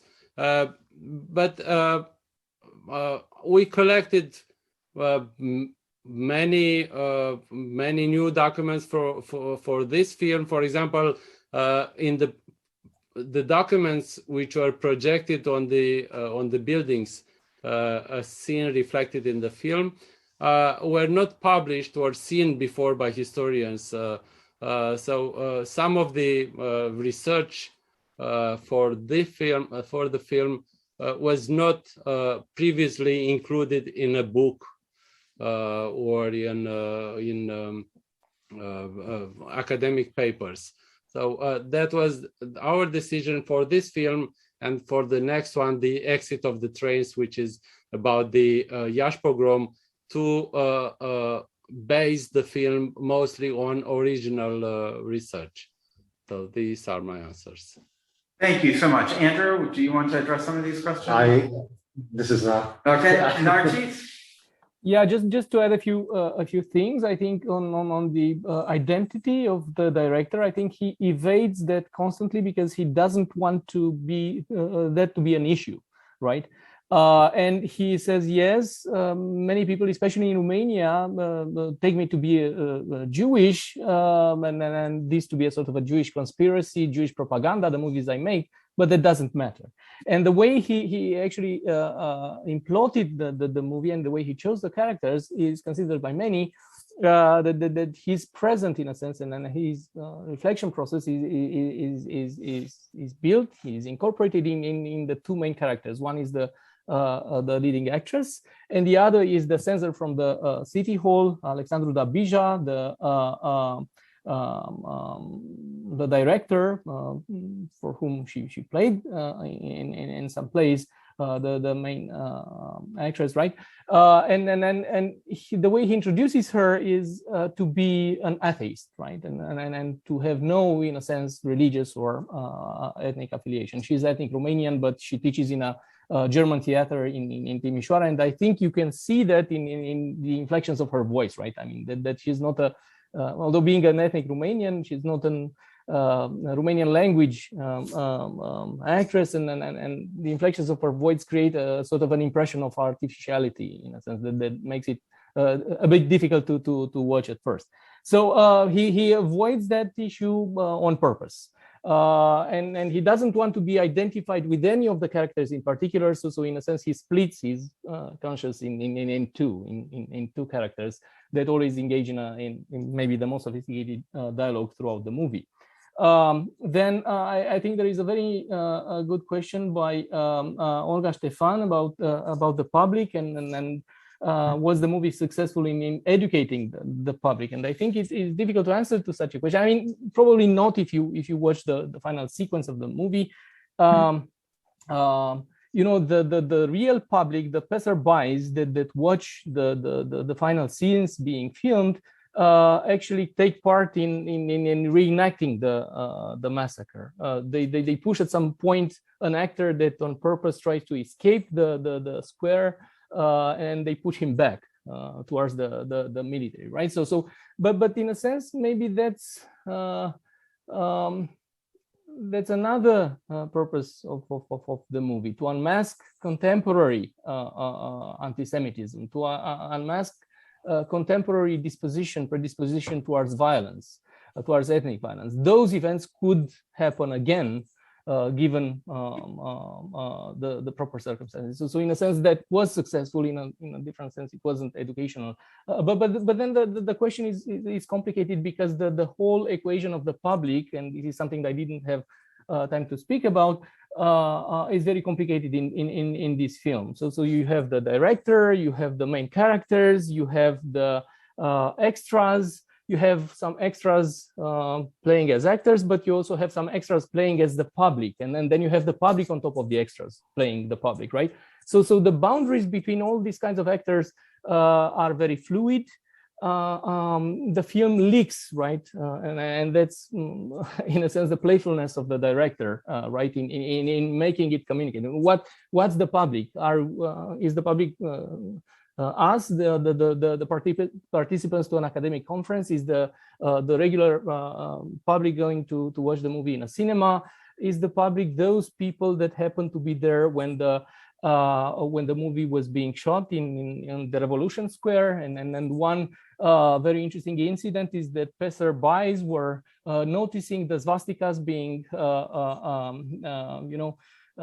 projected on the royal palace, and they actually called the police, and the police called the city hall.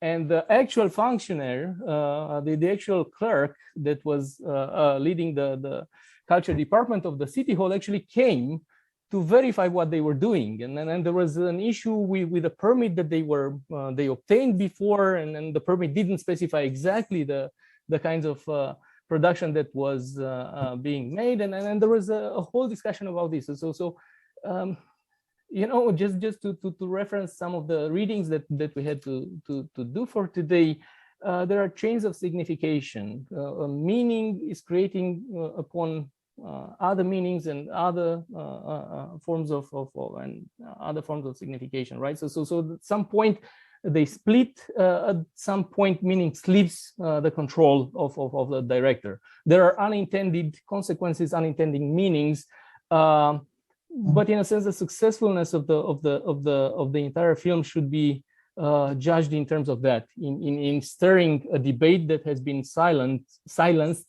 for so long in Romania. And this is where I stop. Thank you, and I see that we have a question from Vladimir Solinari, and then Irina. Thank you. I have indeed two short comments.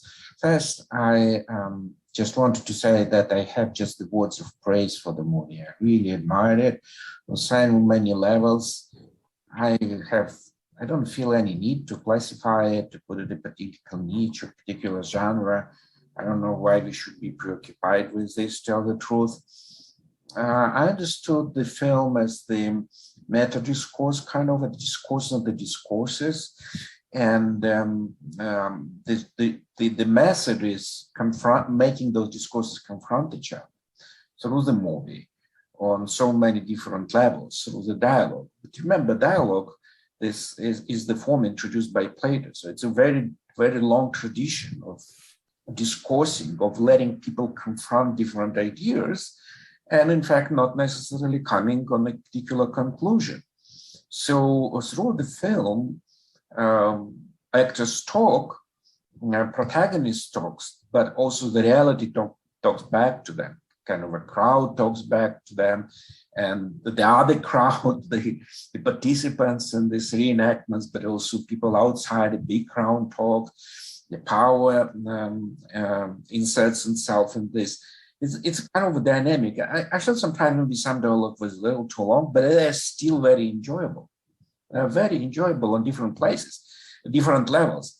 And another observation that I wanted to make is we kind of skip, but how the the gender is a part of the plot is also very interesting. It's I think it's significant that the main protagonist is a female, and that she confronts power. It confronts the power in a very skillful manner.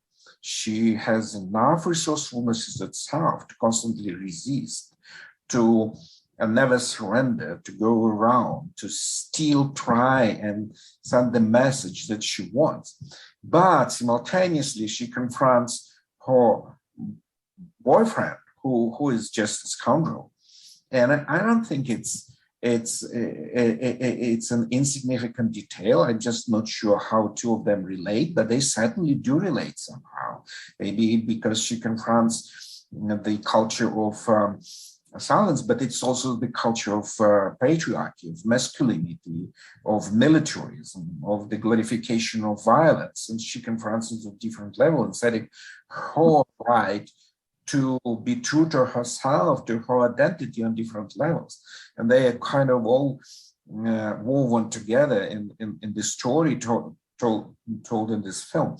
So I think there is, indeed, I agree with Narcissus on this completely. There is no end, but this is again the long tradition of writing dialogues.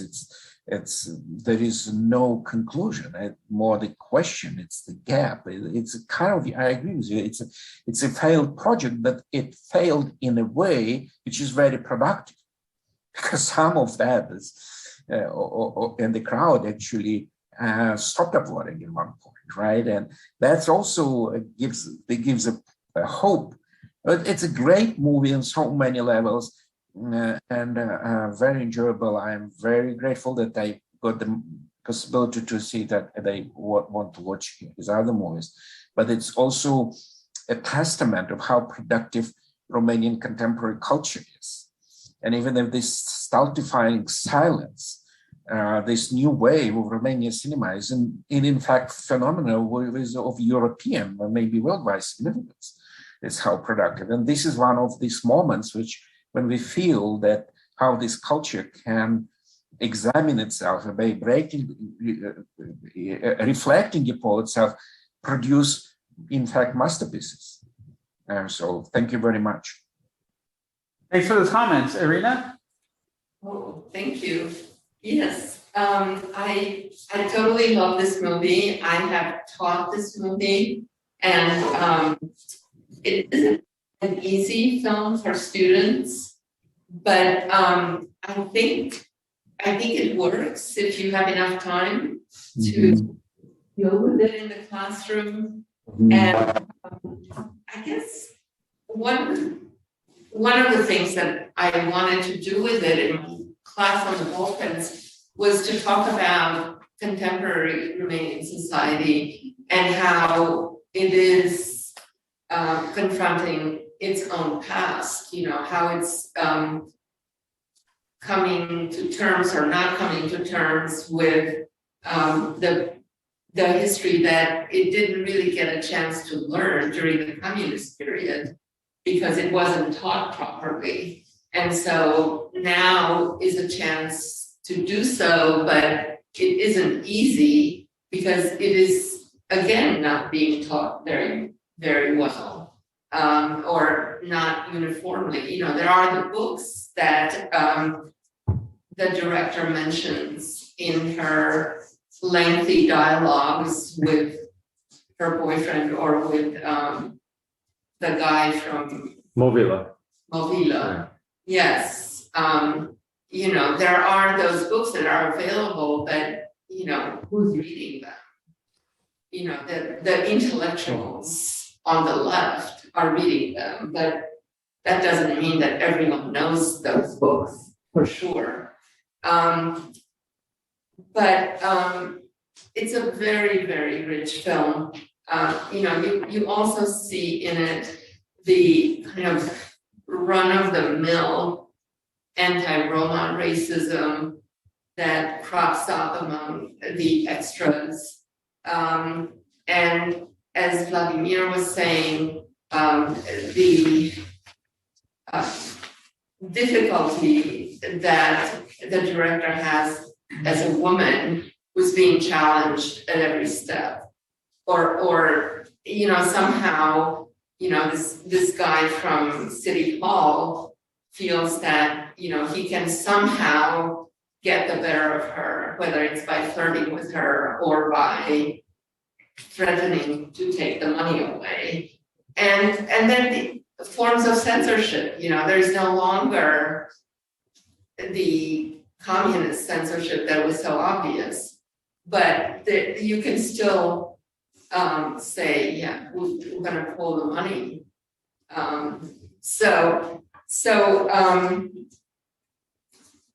One of the things that I noticed this time watching the film for the third or fourth time is that when the reenactment takes place, the crowd literally hisses when the Soviet army walks in.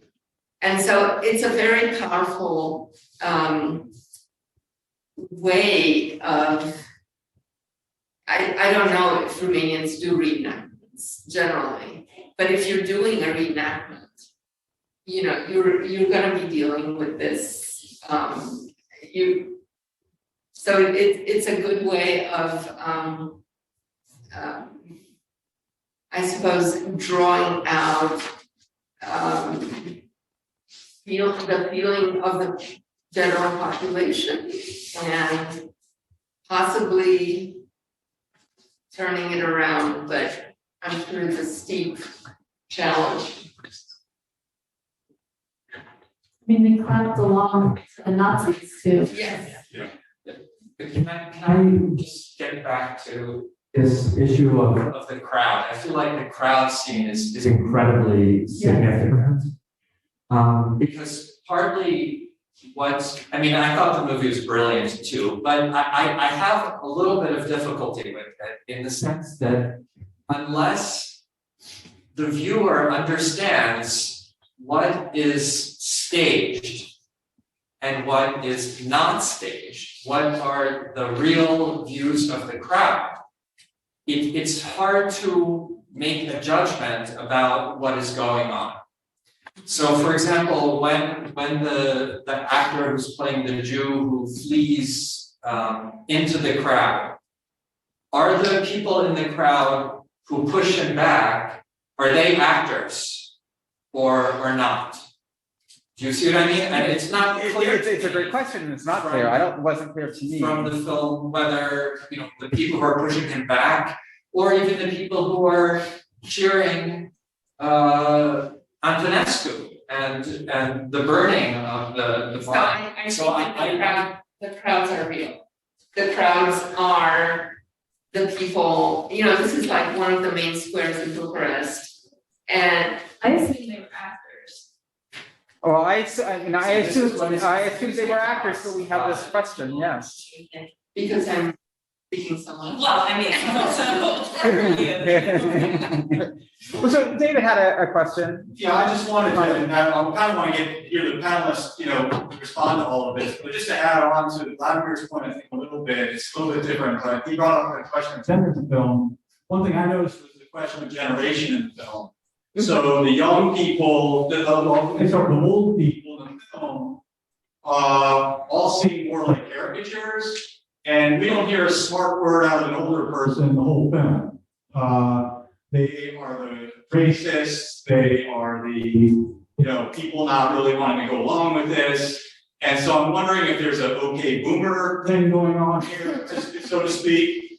I hope that translates in Romanian context. But, and then you also, the other scene that sort of, I was thinking about in this context, when all the young kids are at the party sort of together for her birthday, watching the film and talking, they all have different viewpoints a little bit, but they're all sort of allowed to talk about it in their own way. Some more, let's say, educated than others. I almost have to go back and rewatch that to come up with a better question, but I thought it sort of worked with what Vladimir was saying in terms of thinking about the film in these categories of gender and generation, and so I just wanted to hear what you all had to say. Let's start with Andrew. Yeah, responding to your question, Tom, I honestly think that it doesn't matter who is what, who belongs to what, and the film constantly is trying to collapse these boundaries. I mean, with the actress Ioana as the director taking pictures of the museum while she's nominally studying the museum. I mean, there's like lenses upon lenses upon lenses, and you have just the regular reality in the background as the mise-en-scène, and you have the tourists come in there, and I think it's working all the time to intervene.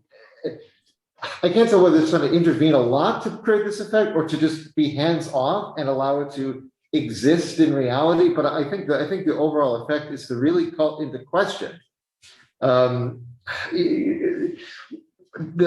we can establish the boundaries of factual reality, historical reality, and and does it even matter? I mean, think about the reenactors who are just delighted to be able to play with these guns, and they have all of these.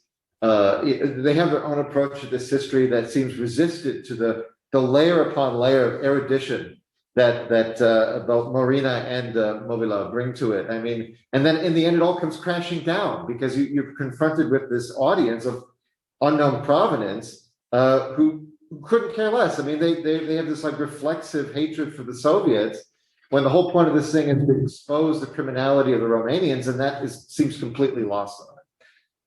But Andrew, if I could just respond briefly, I mean, the film brilliantly calls into question, issues of reality. At the same time, we're mainly historians in this room.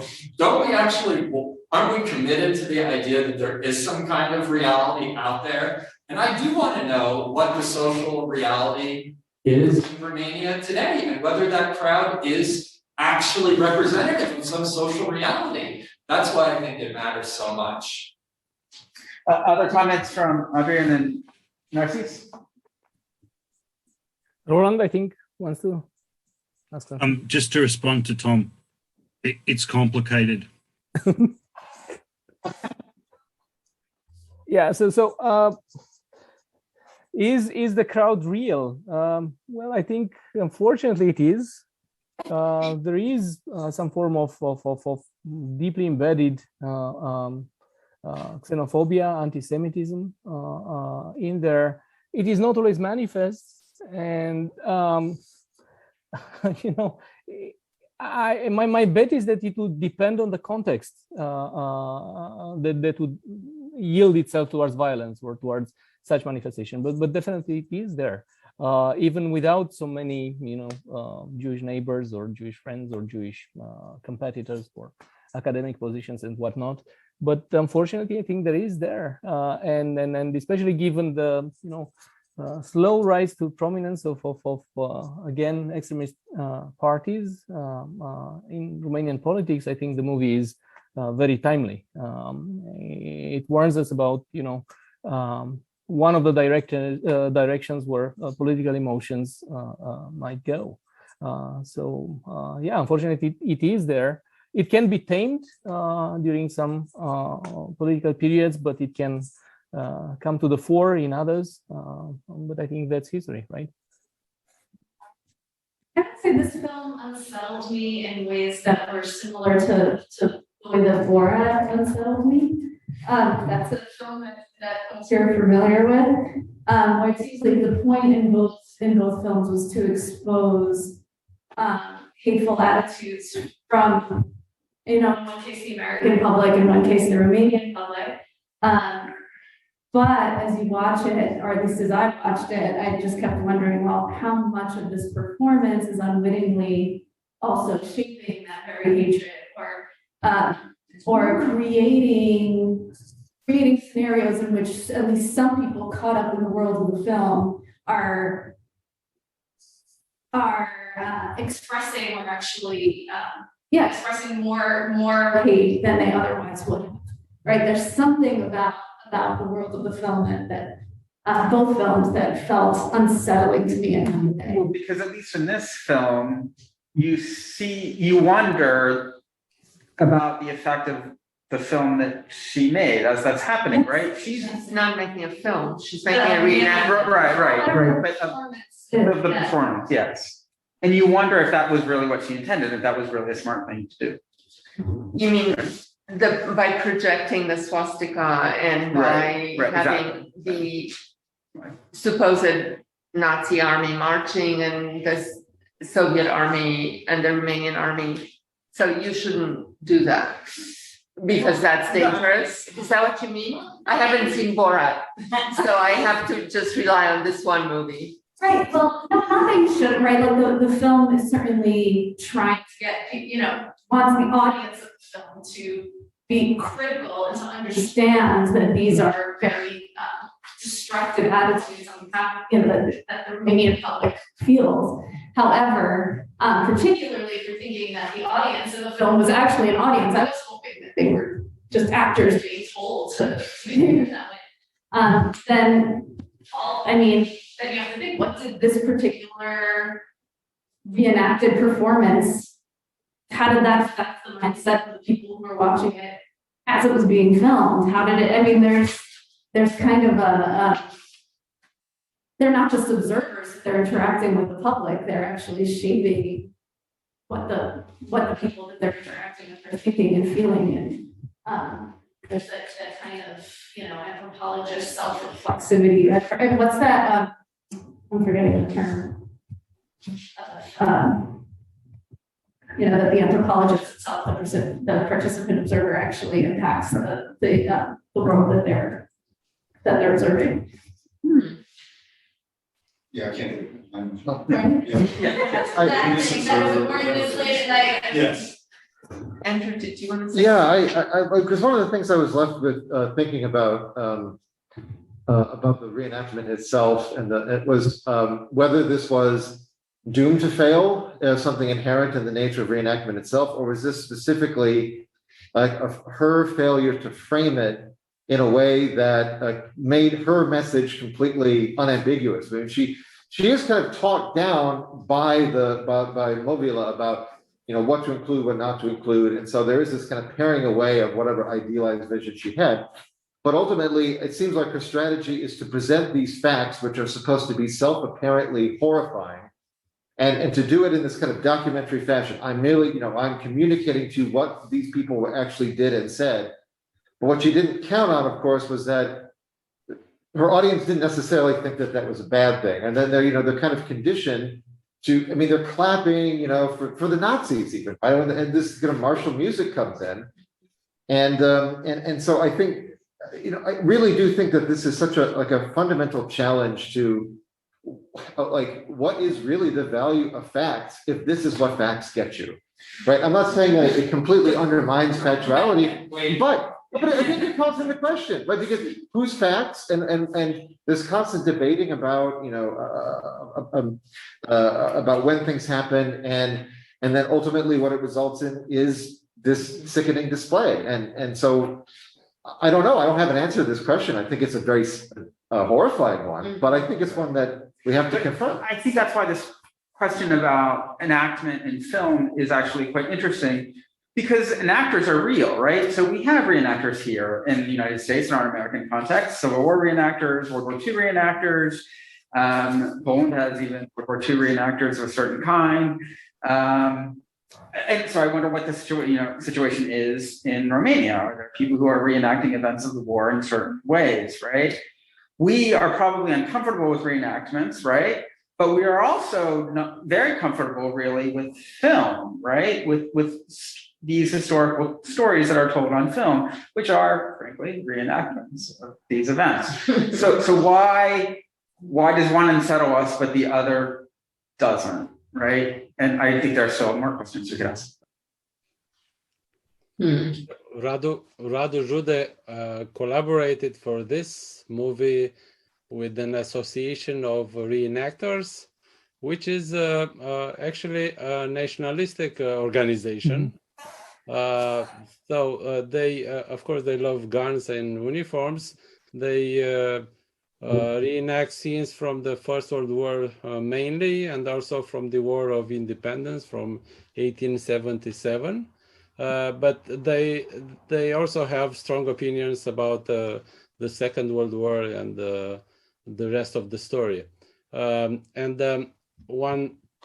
Another detail, most of the film was filmed in the courtyard of the Military National Museum, and the commander of the unit wanted at a certain point to cancel the initial permit to film there. And of course, this film is also about them, as the military historiography is the most unreformed historiography in Romania. So they keep writing the history of the Second World War without mentioning the fate of the Jews. in heroical and nationalistic terms. So they keep doing. They have been keeping doing that in the last 30 years. So we really already have gone past time. Maybe we should check for comments from Zoom, and then if we get a final comments from the panelists and Irina and Rich. Anything in Zoom to point out? There are a few comments, if like anybody would like to read them. If we could just read them out. Yeah. So Olga Stefan has said that she made an empty spectacle rather than create a context for an empathic response in which the audience felt that they were expected to react in exactly those ways. That's, that may be. It's very clarifying. Maybe that's what she did, but maybe Right. we don't know. I mean, that's the problem. All right. Okay. Are there any parallels with Romania knowing its history in our discussions on critical race theory? Yeah, okay. We have to think about that one, I think. It's a good question. I think In terms of so. shaping history, yes, absolutely. It's like Romanians don't want to know about Roma slavery. A majority of Romanians, I should say, some do. A majority of Romanians don't want to know about the massacre in Odessa because that's not pretty. And so, yeah, it's better if that stuff isn't taught. That's pretty much like CRT. So a couple other comments, a question from Christina Albu. Could you comment on the various modes in which the experience of time is framed in the movie, perhaps in relation to Bayer's perspective on temporality? There is a tension established between the photographic images and the moving images between visual and linguistic discourses.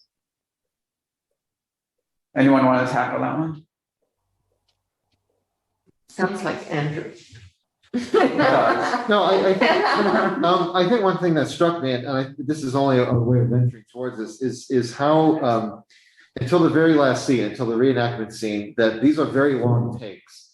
There are very few cuts in this movie relative to what's going on. So you're situated in these kind of tripod shots where you're panning and following the actors, and I think that creates this real sense of immediacy of what's going on, and that time. I don't know. I mean, I think that is an important impact on the sense of time in the movie, and creates this artificial sense of realism that then is like amplified, but also punctured in the final scene, where then now everything there's a lot more cutting, and there's now you have gallery shots and tracking shots, and I don't know. I'm just establishing that as a way to think about this cinematically. I don't think that answers your question entirely, but I think the film really tries to play it one way and then just smash things in a different direction at the very end in terms of temporality. So let me just read the last comment from Olga on Zoom. Olga Stefan writes, I was interested in the public that actually saw the movie. The academic discourse indeed seemed forced. And I wonder if the public that would need educating actually viewed the film and came away with the intended lesson. So that's a great question. Are there any last comments from the panelists? Sorry, I'll just advance. I mean, I'm just bringing to mind one of the dialogues between Movila and Marina, and Movila playing this kind of cynical gadfly, but also Taoist, which I think is an interesting. You could maybe talk about the Bear article in that respect. But he basically says educating the public. I mean, he brushes it off as this basically hopeless endeavor, and you can't take what the characters to be speaking for the actor, but for the director. But I think it does raise within the film itself a certain kind of doubt about whether how is education possible? Is it possible? And for whom are we talking about here? So I think the film itself kind of raises doubts about that. Vladimir, you raised your hand. If you could make it quickly, then we'll turn it over to Irina. Just want to ask you to read my comment. It's very short. Okay, let's go. Vladimir Solinari writes, I do not think that the film questions the value of facts. Rather, it asks the question of how one can explain the facts to the crowd who are determined not to know them. This is a global phenomenon. It certainly is. Thank you so much. This was really a most rewarding day. I feel intellectually fulfilled. And I'm very happy to have had everybody along on this day-long journey and much longer journey as well. Thank you so much, Rachel, and everyone here and on Zoom, and Roland for a lot of effort, and everyone else. Yeah, could I just say a couple of words to thank everyone for coming and putting the effort in to think about these topics. I've found it a really stimulating day. I originally imagined this as a forum where we could talk about things that are not our primary specialties and think a bit outside the box. And it turns out that a lot of people are specialists in stuff they didn't know they were specialists in, maybe. But I've heard a lot of erudition today. And I'm really glad that people engage with the readings, particularly ones they didn't like and wanted to react against. This is really nice, intellectual, and it's very stimulating. So we've talked about Jewish lives, East European Jewry.